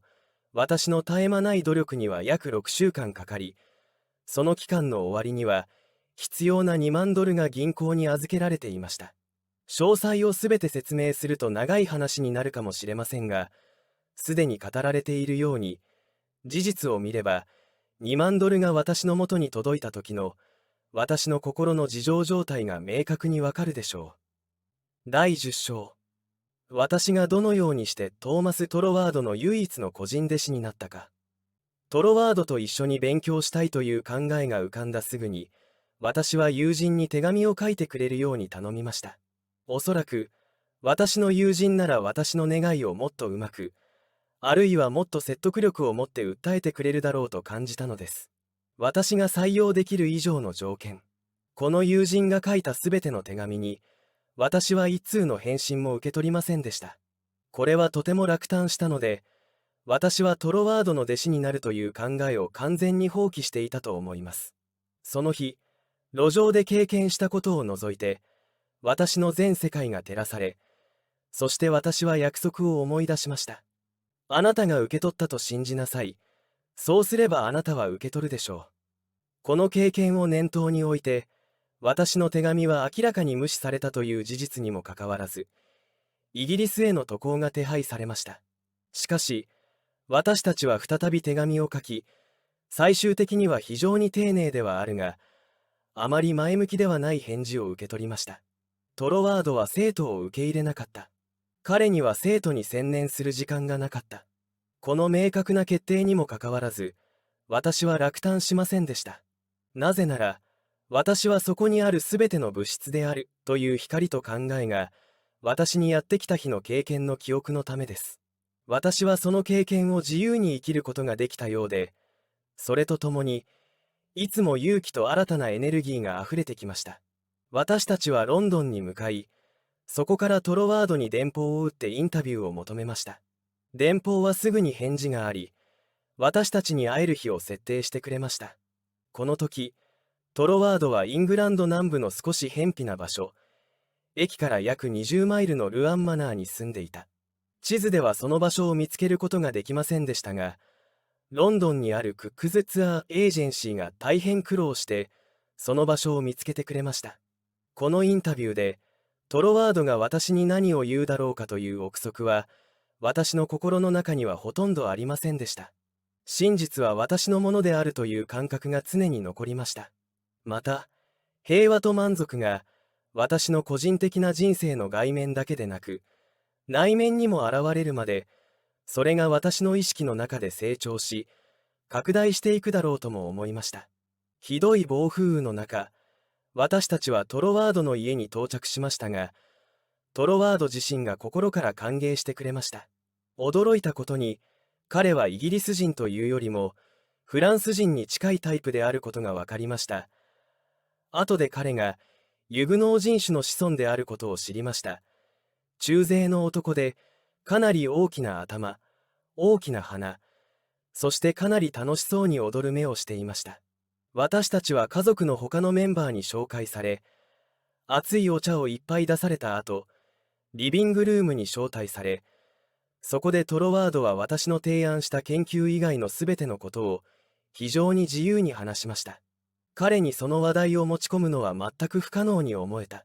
しかし出発直前に、私はかなり大胆にもこう尋ねました。あなたと一緒に勉強したいと心から願っていますと。彼は非常に冷淡な態度で、個人指導に必要な時間を与えることはできないと思うが、喜んで名前を教えてくれると答えた。彼は興味深いだけでなく、私にとって有益になると感じた本を2、3冊読み上げました。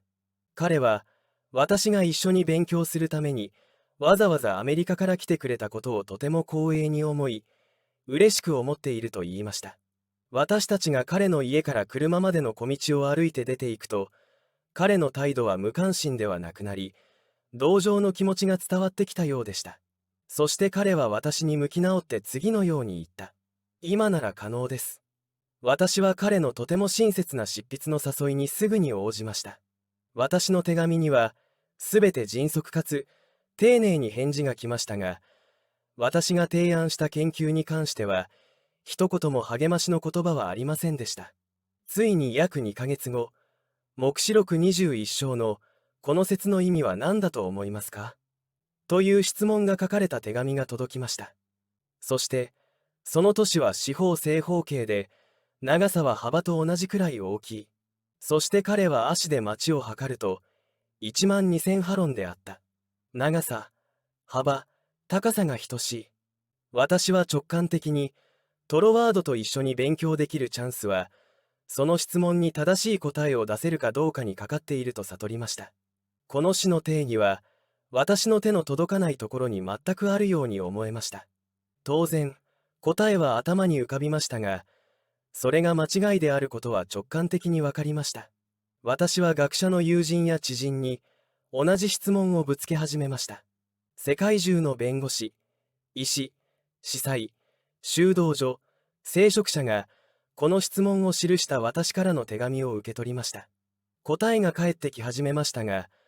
直感的にはどれも正解ではないことが分かりました。ずっと自分なりに答えを見つけようとしていたのですが、答えは出ませんでした。私はその聖句を黙想するために、その聖句を暗記しました。私はトロワードが勧めてくれた本を求めて、パリの探索を始めました。2、3日かけて探した後、セーヌ川を渡ってシテ川に向かい、そこにある古書店をいくつか訪れました。これらの本は絶版になっており、これらの本を見つけることができる最後の場所でした。ついに、それらを扱っている小さな店に出会いました。男性はそれぞれ1冊しか残っておらず、したがって価格は高かった。店員を叱責している間、私の目は占星術師の仕事に止まり、笑いながらそれを手に取り、教授が私の星占いを読んでくれると思いますかと尋ねました。店員はその提案を見て愕然とし、こう答えた。いや、奥様、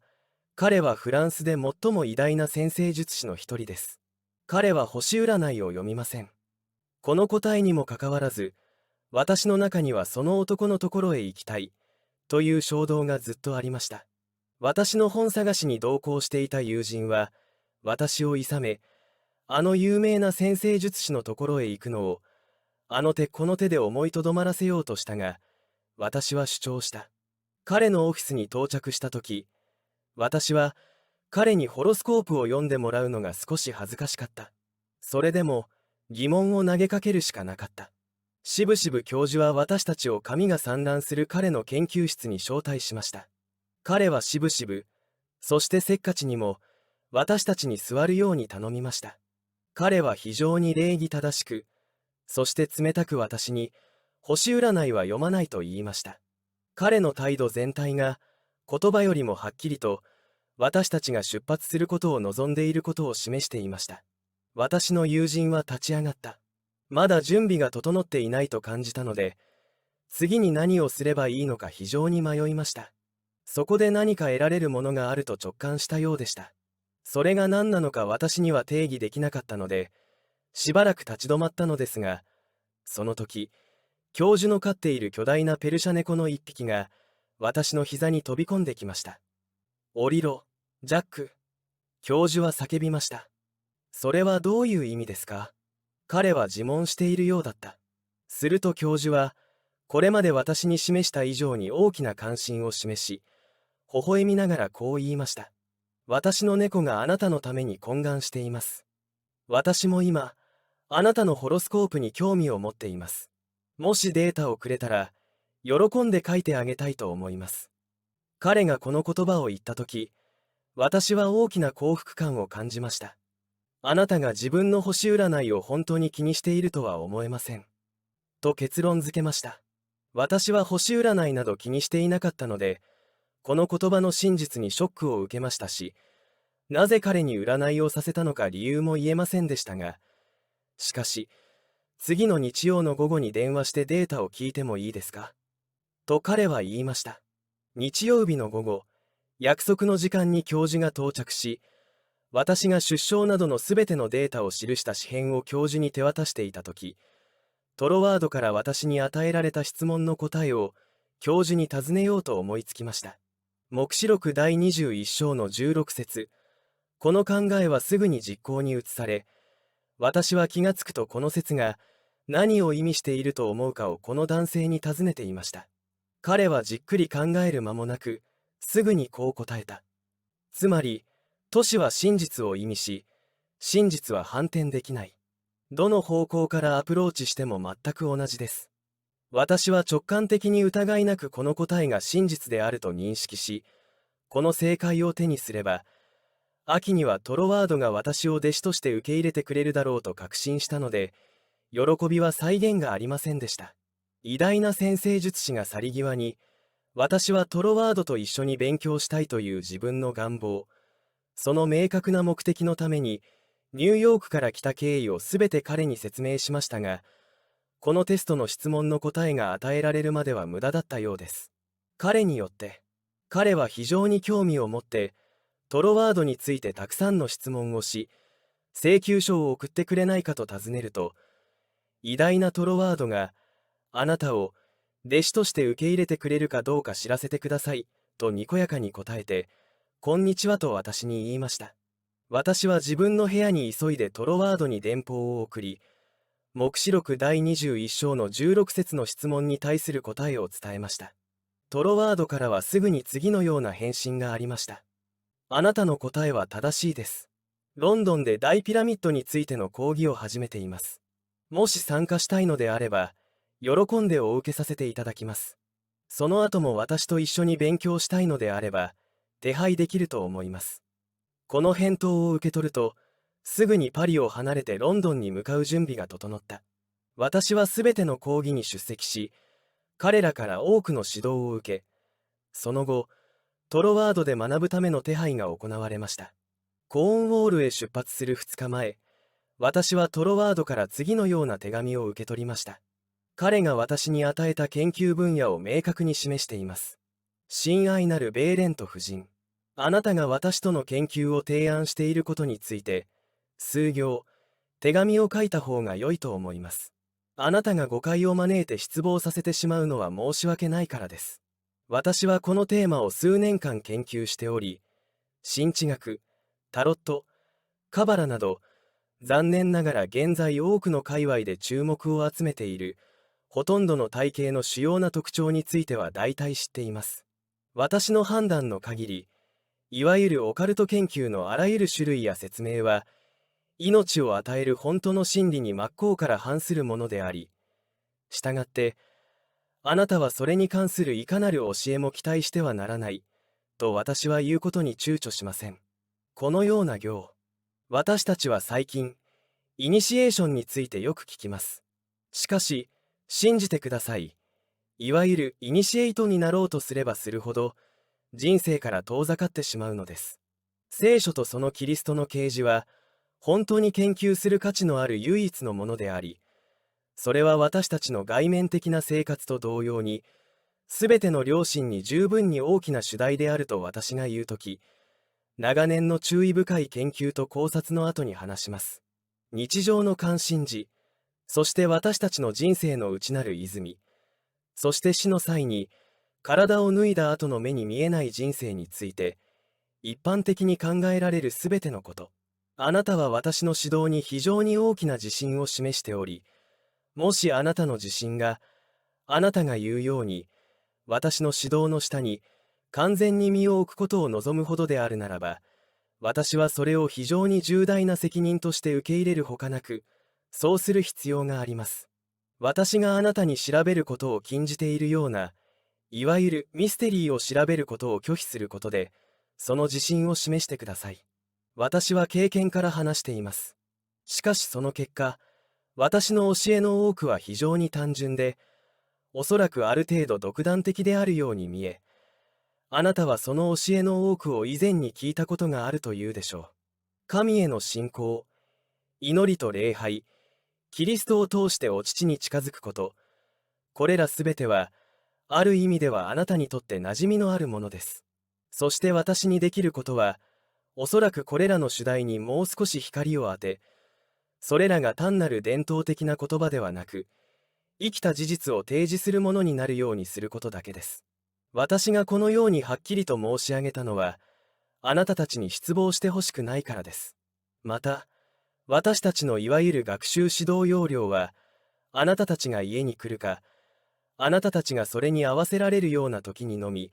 友好的な会話をするものである、と言わなければなりません。または私からあなたのものまで、その時の都合に合わせて選択してください。また、参考になる本も何冊かお貸ししますが、数は非常に少なく、決してオカルトではありません。さて、これらすべてがあなたの考えに当てはまるなら、私たちはルアンマナーであなたに会えてとても嬉しいと確信しています。そして、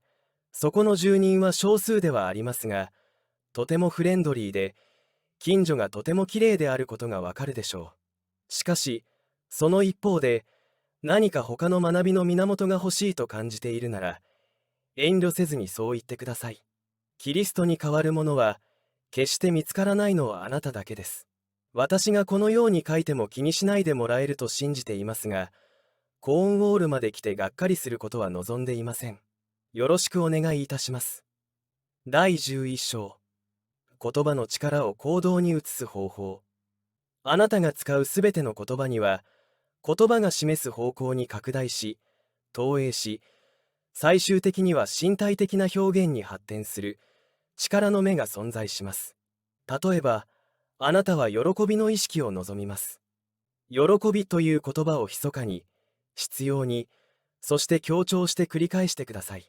喜びという言葉を繰り返すと、振動の性質が確立され、喜びの目が拡大し始め、あなたの存在全体が喜びで満たされるまで投影されます。これは単なる空想ではなく、真実です。一度この力を体験すると、これらの事実は理論に適合するように捏造されたものではなく、理論は事実を注意深く観察することによって構築されたものであることを日々証明することになります。喜びが内側から湧き出ることは誰もが知っています。誰もあなたにそれを与えることはできません。他の人があなたに喜びの理由を与えてくれるかもしれませんが、誰もあなたを喜ばせることはできません。喜びは意識の状態であり、意識は純粋に精神的なものです。トロワード氏は、精神的機能は常にそれを刺激する何かのもとで働いており、この刺激は外部の感覚を介して外部から来ることもあれば、物質面では知覚できない何かの意識によって内部から来ることもあります。この内なる刺激の源を認識することで、あなたが望むあらゆる状態を意識の中にもたらすことができるのです。物事があなたにとって普通だと思えば、数字の使い方を学んだ後に足し算を知ることができるのと同じように、成長と引き寄せの法則を通して、それは確実にあなたのものになります。言葉を繰り返すこの方法により、言葉は無限の意味をすべて自分のものにすることができます。なぜなら、言葉は思考の具現化であり、思考は創造的なものだからです。良くも悪くもなく、ただクリエイティブです。これが、信仰が蓄積し、恐怖が破壊する理由です。ただ信じてください。そうすれば、あなたにはすべてのことが可能になります。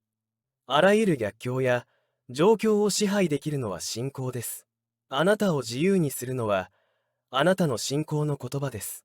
特定の物事や行為に対する信仰ではなく、あらゆる面で最高の自分に対する単純な信仰です。あなたの健康、心の平安、経済状態を最も習慣的な思考の再現にするのは、言葉の中心に常に存在するこの創造的な力です。これを信じて理解しようと努めれば、あなたはあらゆる不利な状況や条件の支配者であることに気づくでしょう。なぜなら、あなたは権力の君主になるからです。第12章。信仰を高める方法。しかし、あなたはこう尋ねます。信仰がほとんどない、あるいは全くないのに、どうやって信仰の言葉を語ればよいでしょうか。すべての生き物は何か、または誰かを信じています。信仰とは、創造的なエネルギーに対応する、活力を与える力の性質であり、あなたが使用する信仰の言葉の活力は、それに対応する物理的な形を取らせます。強い恐怖さえも信仰と共に生きています。天然痘を恐れるのは、自分も天然痘に感染する可能性がある、と信じているからです。あなたが貧困や孤独を恐れるのは、それが自分にも可能だと信じているからです。すべての創造物は、思考の言葉の子宮の中で、誕生したことを理解する信仰であり、それはあなたに、より小さな自己を含むすべてのものに対する支配を与え、この信仰の感情は、信仰が行うことを観察することによって増大し、強化されます。あなたは常に、その時の意識状態を観察しなければなりません。そうすることを望んでいた時ではなく、それが真実であるには、あまりにも良いことであると恐れた時でした。自分自身をより良い精神状態に持っていく必要があり、それを実行したり、何かを手に入れなければならず、それを手に入れたりしたとき、どのように感じましたか。これらの経験を精神的に何度も繰り返して、知っていて実行している自己と本当に触れ合えるまで繰り返してください。そうすれば、そこにある最高のものは自分のものになります。第13章。信仰の増大の報酬。自分が最善を尽くしたいというあなたの願望は、失敗を知らない宇宙への信仰へと、あなたの信仰を拡大し、あなたに自分は宇宙の犠牲者ではなく、宇宙の一部であるという意識的な認識をもたらしました。その結果、あなたは自分自身の中に宇宙法則と意識的に接触することができ、目に見えるか見えないかにかかわらず、特定の自然法則をすべて押し付けて、あなたの特定の要求や願望に応えることができるものがあることを認識することができます。そうすることで、あなたは自分がどんな状況でも奴隷ではなく主人であることがわかります。トロワードは、このマスタリングは知識によって達成されるべきであり、その計り知れない広大さの中で、この目的を達成できる唯一の知識は、普遍的な精神における個人的な要素の知識と、それが私たち自身の人格と相互に関係することである、と語ります。言い換えれば、あなたが考える言葉、あなたが自分自身であると感じる性格はすべて、神のまたは特殊化された普遍的な精神のミニチュアに再現されたものです。あなたの言葉の思考はすべて、あなたのものになる前は、神の言葉の形でした。あなたが使う言葉は、創造的なエネルギーが形を作るための道具、つまりチャンネルです。当然のことながら、この繊細な想像力は、それが通過する楽器に従ってのみ、再現することができます。すべての失望や失敗は、あることを考えて別のことを生み出そうと努力した結果です。これは、照明目的で扇風機を使用したり、曲がったパイプをまっすぐに水が流れるのと同じくらい不可能です。水は、それが流れるパイプの形状を取らなければなりません。さらに実際には、この敏感で目に見えない物質は、それが通過する思考の言葉の形状を外側に再現しなければなりません。これがその自然の法則です。したがって、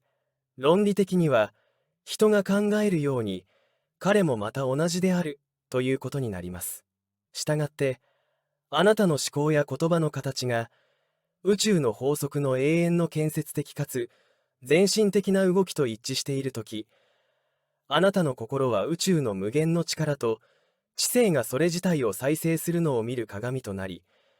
あなたの個人的な人生は一つになります。第14章。自然を自分に応答させる方法。すべての自然とすべての空間には、常に創造的で、無限の感受性と応答性を持つ知性と力が存在するということを、しっかりと心に留めておく必要があります。その性質の応答性は2つあります。創造的であることと、提案に敏感であることです。人間の理解力が、この極めて重要な事実を理解すると、生命の法則が、あなたのあらゆる要求に応える単純さを理解します。必要なのは、あなたの心は神聖な働きの中心であり、その結果、提案を受け入れる心が、その中に含まれていることを認識し、すべての生命が、あなたの呼びかけに応答することを期待することだけです。そうすれば、あなたの願望を実現するためのヒントが、同胞だけでなく、花、草、木、岩からもたらされるのがわかります。あなたは、この物理的次元で、自信を持ってそれらに基づいて行動します。行いのない信仰は死んだ。ですが、行いのある信仰は、あなたを完全に自由にします。第15章。行いを伴う信仰、それが何を達成したか。オーストラリアの大富豪タイソンについては、オーストラリアの砂漠の土地にバラの花を咲かせるという提案は、在職中にオーストラリア産のささやかな小さなスミレから来たと言われています。ブッシュマンとして1日3シリング程度で働いています。タイソンは、森の特定の場所に、この人懐っこい小さなスミレが生えているのをよく見つけました。そして、その花の何かが、タイソンの心の中でそれ自身に似たものに触れたのです。彼は夜になると、寝台の横に座って、オーストラリアの砂漠地帯で、花や野菜にどのように自己表現の機会を与えることができるだろうか、と考えていました。砂漠の土地に灌漑用水路を設置するのに、十分な資金を貯めるには、長い時間がかかることを彼は理解していたに違いありませんが、彼の思考と感情は、それが達成できる、そしてそれができるなら、それができると彼に確信させました。もし、自分自身の中に、そのアイデアを捉えることができる力があるとすれば、そのアイデア自体の中に、それを実際の物理的な現れに持ち込むことができる、反応する力があるに違いありません。彼は、自分の欲望を物理的に実現するために、使用される具体的な方法や、手段に関するすべての疑問を断固として脇に置き、単に当時何も存在しなかった場所に、柵を作り、花や草を見るという考えを中心に考え続けました。生殖想像力の反応性は、局所的な心の状態に限定されないため、彼の習慣的な瞑想と心象風景は彼のアイデアを無限に自由に放浪させ、同類の性質を持つ他のアイデアを引き寄せます。したがって、タイソンは土地を灌漑するのに十分なお金を1日3シリングから貯めて、自分のアイデアと欲望が満たされるのを待つ必要はありませんでした。なぜなら、タイソンのアイデアは金融界で同調する他のアイデアを見つけたからです。そして金融の扉はすぐに開かれました。すべての慈善団体は、生命の応答性の原則に基づいて維持されています。もしこれが真実でないなら、単に誰かが必要だからという理由だけで、誰も寄付しようとは思わないだろう。需要と供給、原因と結果の法則は決して破ることはできません。アイデアは同類のアイデアを引き寄せます。時には、それらは花、本、または目に見えないものから来ることがあります。あなたは、実現の方法や手段に関して、完全ではないアイデアに熱心に取り組んでいますが、どこからか誰にもわからない別のアイデアがやってきて、あなたのアイデアに有効的に同居できる人を見つけてください。あなたの願望が物理的な事実になるまで、あるアイデアが別のアイデアを引き寄せる、というように続きます。あなたは家計を改善する必要性を感じ、どうすればこの増加がもたらされるのか疑問に思うかもしれません。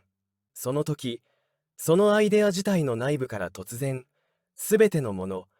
お金さえも思考の中で誕生したという認識が、突然湧き出てくるように見えます。思考は方向転換します。あなたはただ、最善のもの、そしてそこにあるものはすべてあなたのものである、という声明や断言を堅持するだけです。あなたは直感という道具を通して、無限からのアイデアを捉えることができるので、まさにこの思考自体が反応することを十分に知っていて、その思考に心を落ち着かせればいいのです。すべての疑いや不安を抑制することで、安心できるアイデアが確立され、私はできる、私はそうするというアイデアが引き寄せられ、それが徐々に心の中で願望の物理的な形へと成長していきます。あなたの欲望を物理的な形で再現するために、宇宙の力を意識的に使用する際には、次の3つの事実を念頭に置く必要があります。第一に、すべての空間は創造的な力で満たされています。第二に、この想像力は提案に応じやすいものです。第三に、演繹的な方法でのみ機能します。トロワードが私たちに語ったように、この最後は非常に重要な点です。なぜなら、常に存在する創造的な力の行動が、前例によって決して制限されないことを意味しているからです。それは、原則の精神の本質に従って機能します。言い換えれば、この普遍的な力は、あなたが与える言葉から、創造的な方向性を導き出します。ひとたびこの偉大な真実を理解すると、この敏感な生殖能力が、どのような性格に投資されるかが、すべての考慮事項の中で最も重要になります。人は、心の中で考えるような人になる、というのが創造的生命原理の普遍の法則です。想像力は、あなたが感じ、そう思うものだけである、という真実を理解すれば、想像力はあなたの要求に喜んで応えてくれます。トロワードは、自分の思考が強力であると思えば、その思考は強力である、と言います。人が心の中で思う通りに、人もそうなるというのが人生の法則であり、普通の鏡が目の前にある物体とは、異なる像を反射できるのと同じように、想像の力もこの法則を変えることはできません。あなたが思っている通りにあなたもというのは、あなたが思っていることを人に話す通りとか、あなたが思っていることを世界に信じてもらいたい通りにという意味ではありません。それはあなたの心の奥底にある考えを意味します。あなた以外誰も知らないあの場所。息子以外に誰も父を知ることはできない。そして、父以外に誰も息子を知ることはできない。あなたの考えが物理的な事実となり、あなたの体、脳、または物事に現れるまで、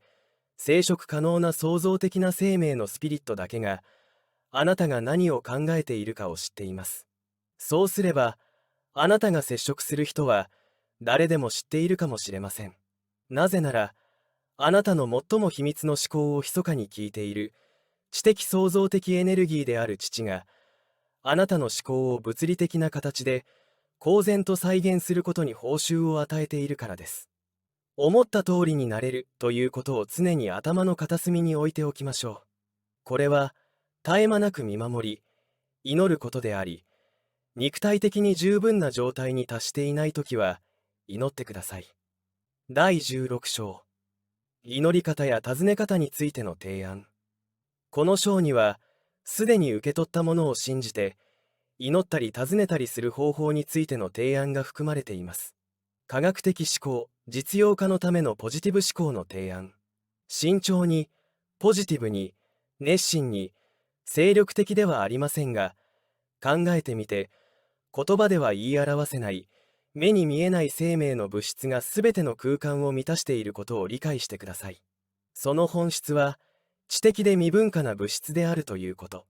この種の瞑想を始めるのに、最適な時間は朝の5時です。もしあなたが、1ヶ月間毎晩早めに帰宅し、眠りにつく前に、私の父は全世界の支配者であり、私を通してその指導力を表現している、という断言を、自分の主観的な心にしっかりと刻み込むと、次のことがわかるでしょう。人生の本質は、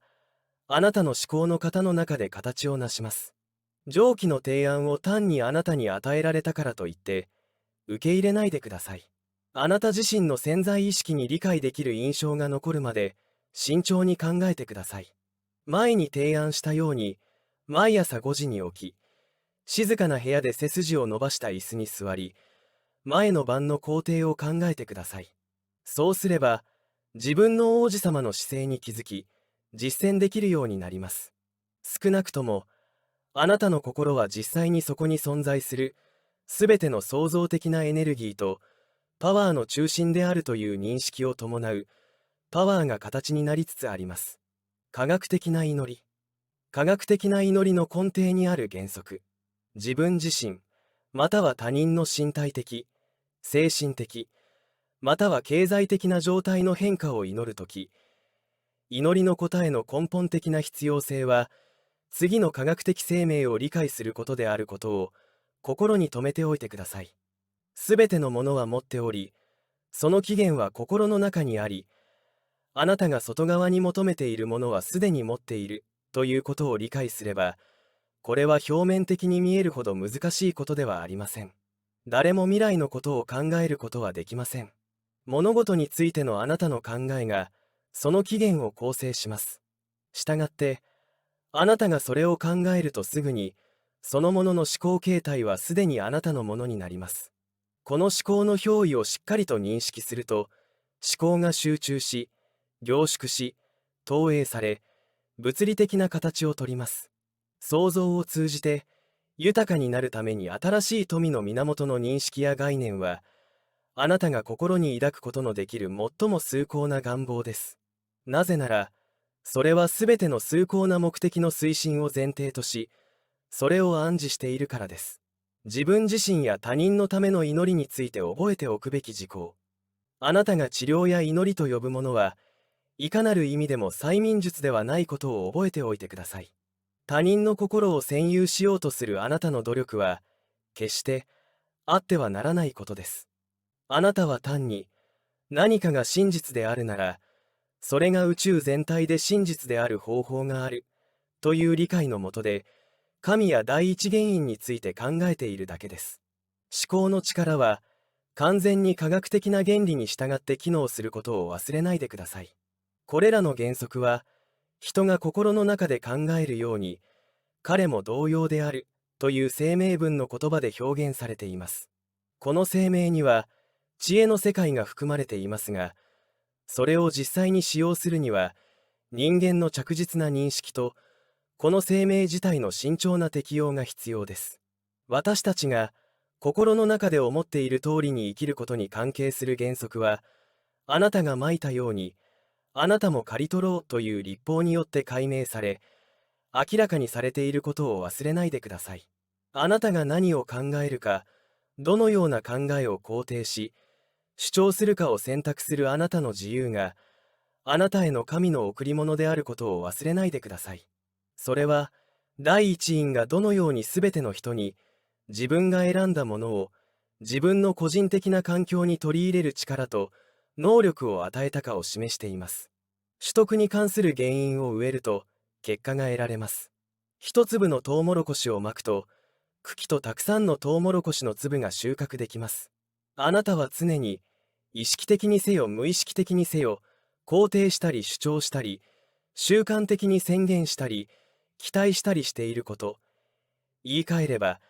あなたがまいた通りに実現するものを受け取ります。したがって、私はあるという種をまいてください。やるべきだ。私はできる。私はします。あなたはそうするべきである。あなたはそうするべきである。あなたはできる。できる。できるからそうする。ということを理解してください。この真実がたとえわずかであっても明らかになると、支配権があなたの検証であるという議論の余地のない理解が得られます。あなたは第一義の継承者であり、主が持つすべての力を与えられています。神はあなたにすべてを与えてくださいました。すべてはあなたのものであり、あなたがしなければならないのは、心の手を伸ばしてそれを手に入れることだけであることを、あなたは知っています。この公式は、他人や自分自身の利益のために、あなた自身の祈りや肯定を神に形作るパターンとして役立つかもしれません。別の場合は、助けたい人のクリスチャンネームを言います。そして彼らの個性をあなたの意識から完全に消し去ってください。自分の中に道を見つけるもの、つまり真実であり、命があるという事実を瞑想することによって思考を強めてください。あなたはこの事実を肯定し、あなたがこれを考えているので、それはすでにあなたのものであると信じています。この瞑想の中心的な考え方に自分の感情を高めたら、あなたは自分の意識を調べて、神と異なるものがないかどうかを確認します。恐怖、心配、悪意、妬み、憎しみ、嫉妬などの感情がある場合は、瞑想に立ち戻り、神の愛と純粋さが、あなたの心と魂を含む、すべての空間を満たしているという確認を通じて、あなたの思考を浄化してください。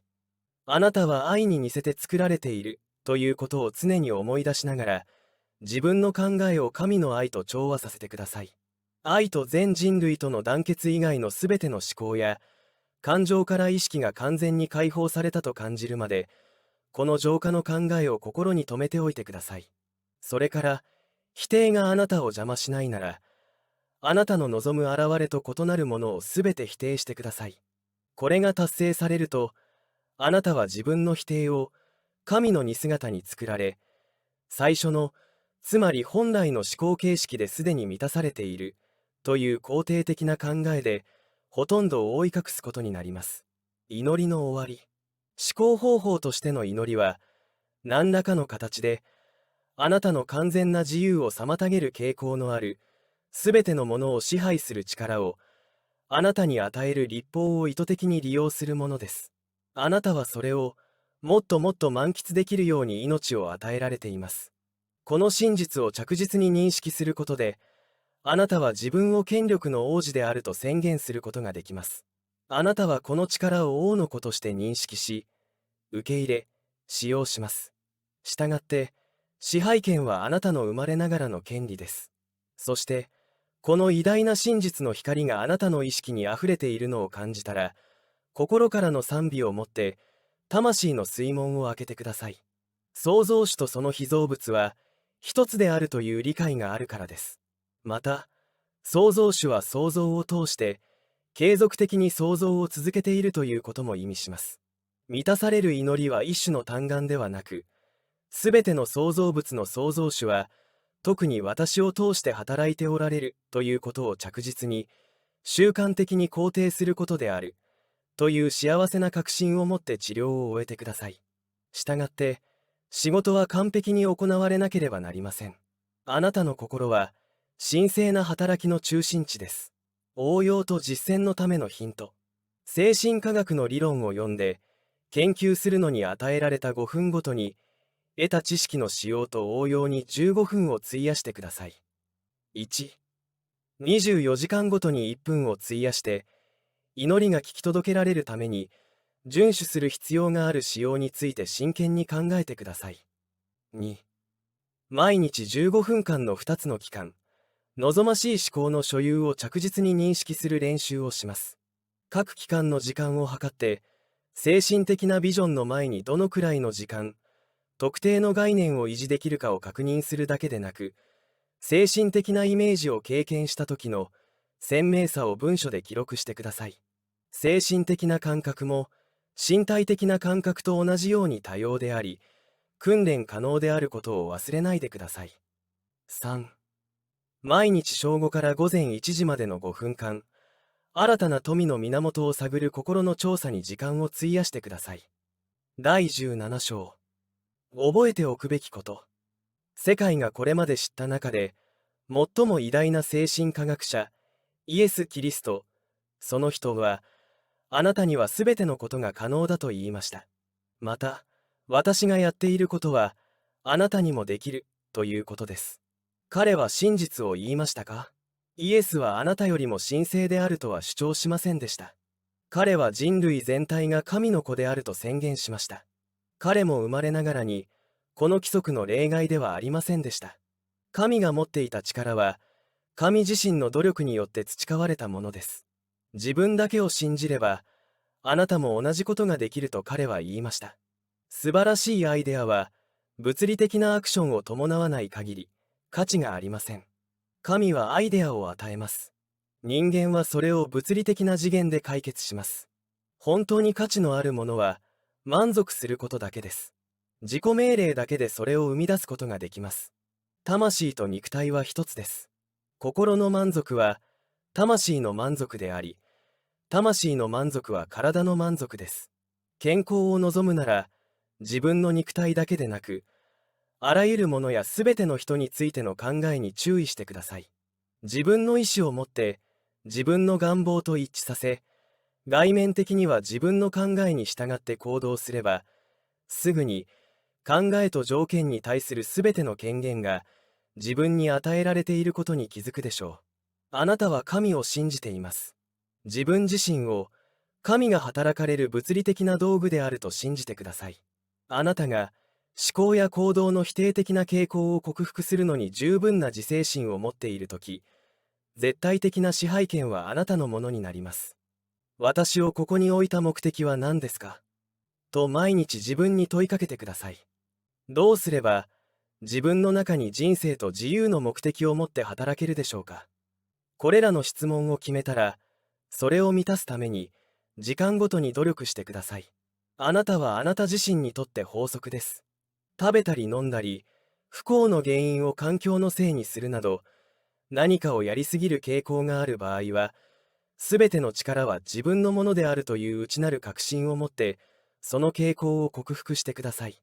食べる量を減らし、飲む量を減らし、環境のせいにする量を減らすと、最悪だと思われた場所に、最高のものが徐々に成長していきます。すべてはあなたのものであり、あなたが望むように使用できることを常に忘れないでください。やろうと思えばできます。あなたが望むなら、そうします。父なる神は、与えられるすべてのものをあなたに祝福してくださいます。経験にそれを上手に使ってください。あなたが最初に精神科学の研究とデモンストレーションを始めた時に、大きな成功を収めた理由は、内なる力を単純に発見した時の喜びと熱意であり、それは後で理解できる以上に大きかったです。理解が深まると喜びと熱意も高まり、結果もそれに応じたものになります。以上がこの書籍の内容になります。抽象的で分かりにくい表現もあったかと思いますが、そこはご自身で納得しやすいような解釈を加えたり、活用しやすいようにアレンジしていく余地があると捉えて、実践していくのも楽しいかもしれません。聞き込んでいくことで、そういった想像力も膨らんでいき、よりあなたの心に刻まれていく形になっていくことでしょう。ぜひ、定期的に視聴して、あなたの願望達成の力として活用してくださいね。お金を引き寄せる法則や、潜在意識に働きかけて願望を叶える方法など、真の幸福な人生を送るための有料級豪華特典情報を無料で公式 LINE にて準備中です。楽しみにお待ちくださいね。当チャンネルの応援の意味でも、チャンネル登録、公式 LINE 登録をしていただけると、皆様のお役に立てる動画作成の励みになります。登録は概要欄のリンクから簡単にできます。ぜひよろしくお願いします。これからもあなたの人生がどんどん良くなる情報を発信していきますので、また次の動画でお会いできるのを楽しみにしております。ありがとうございました。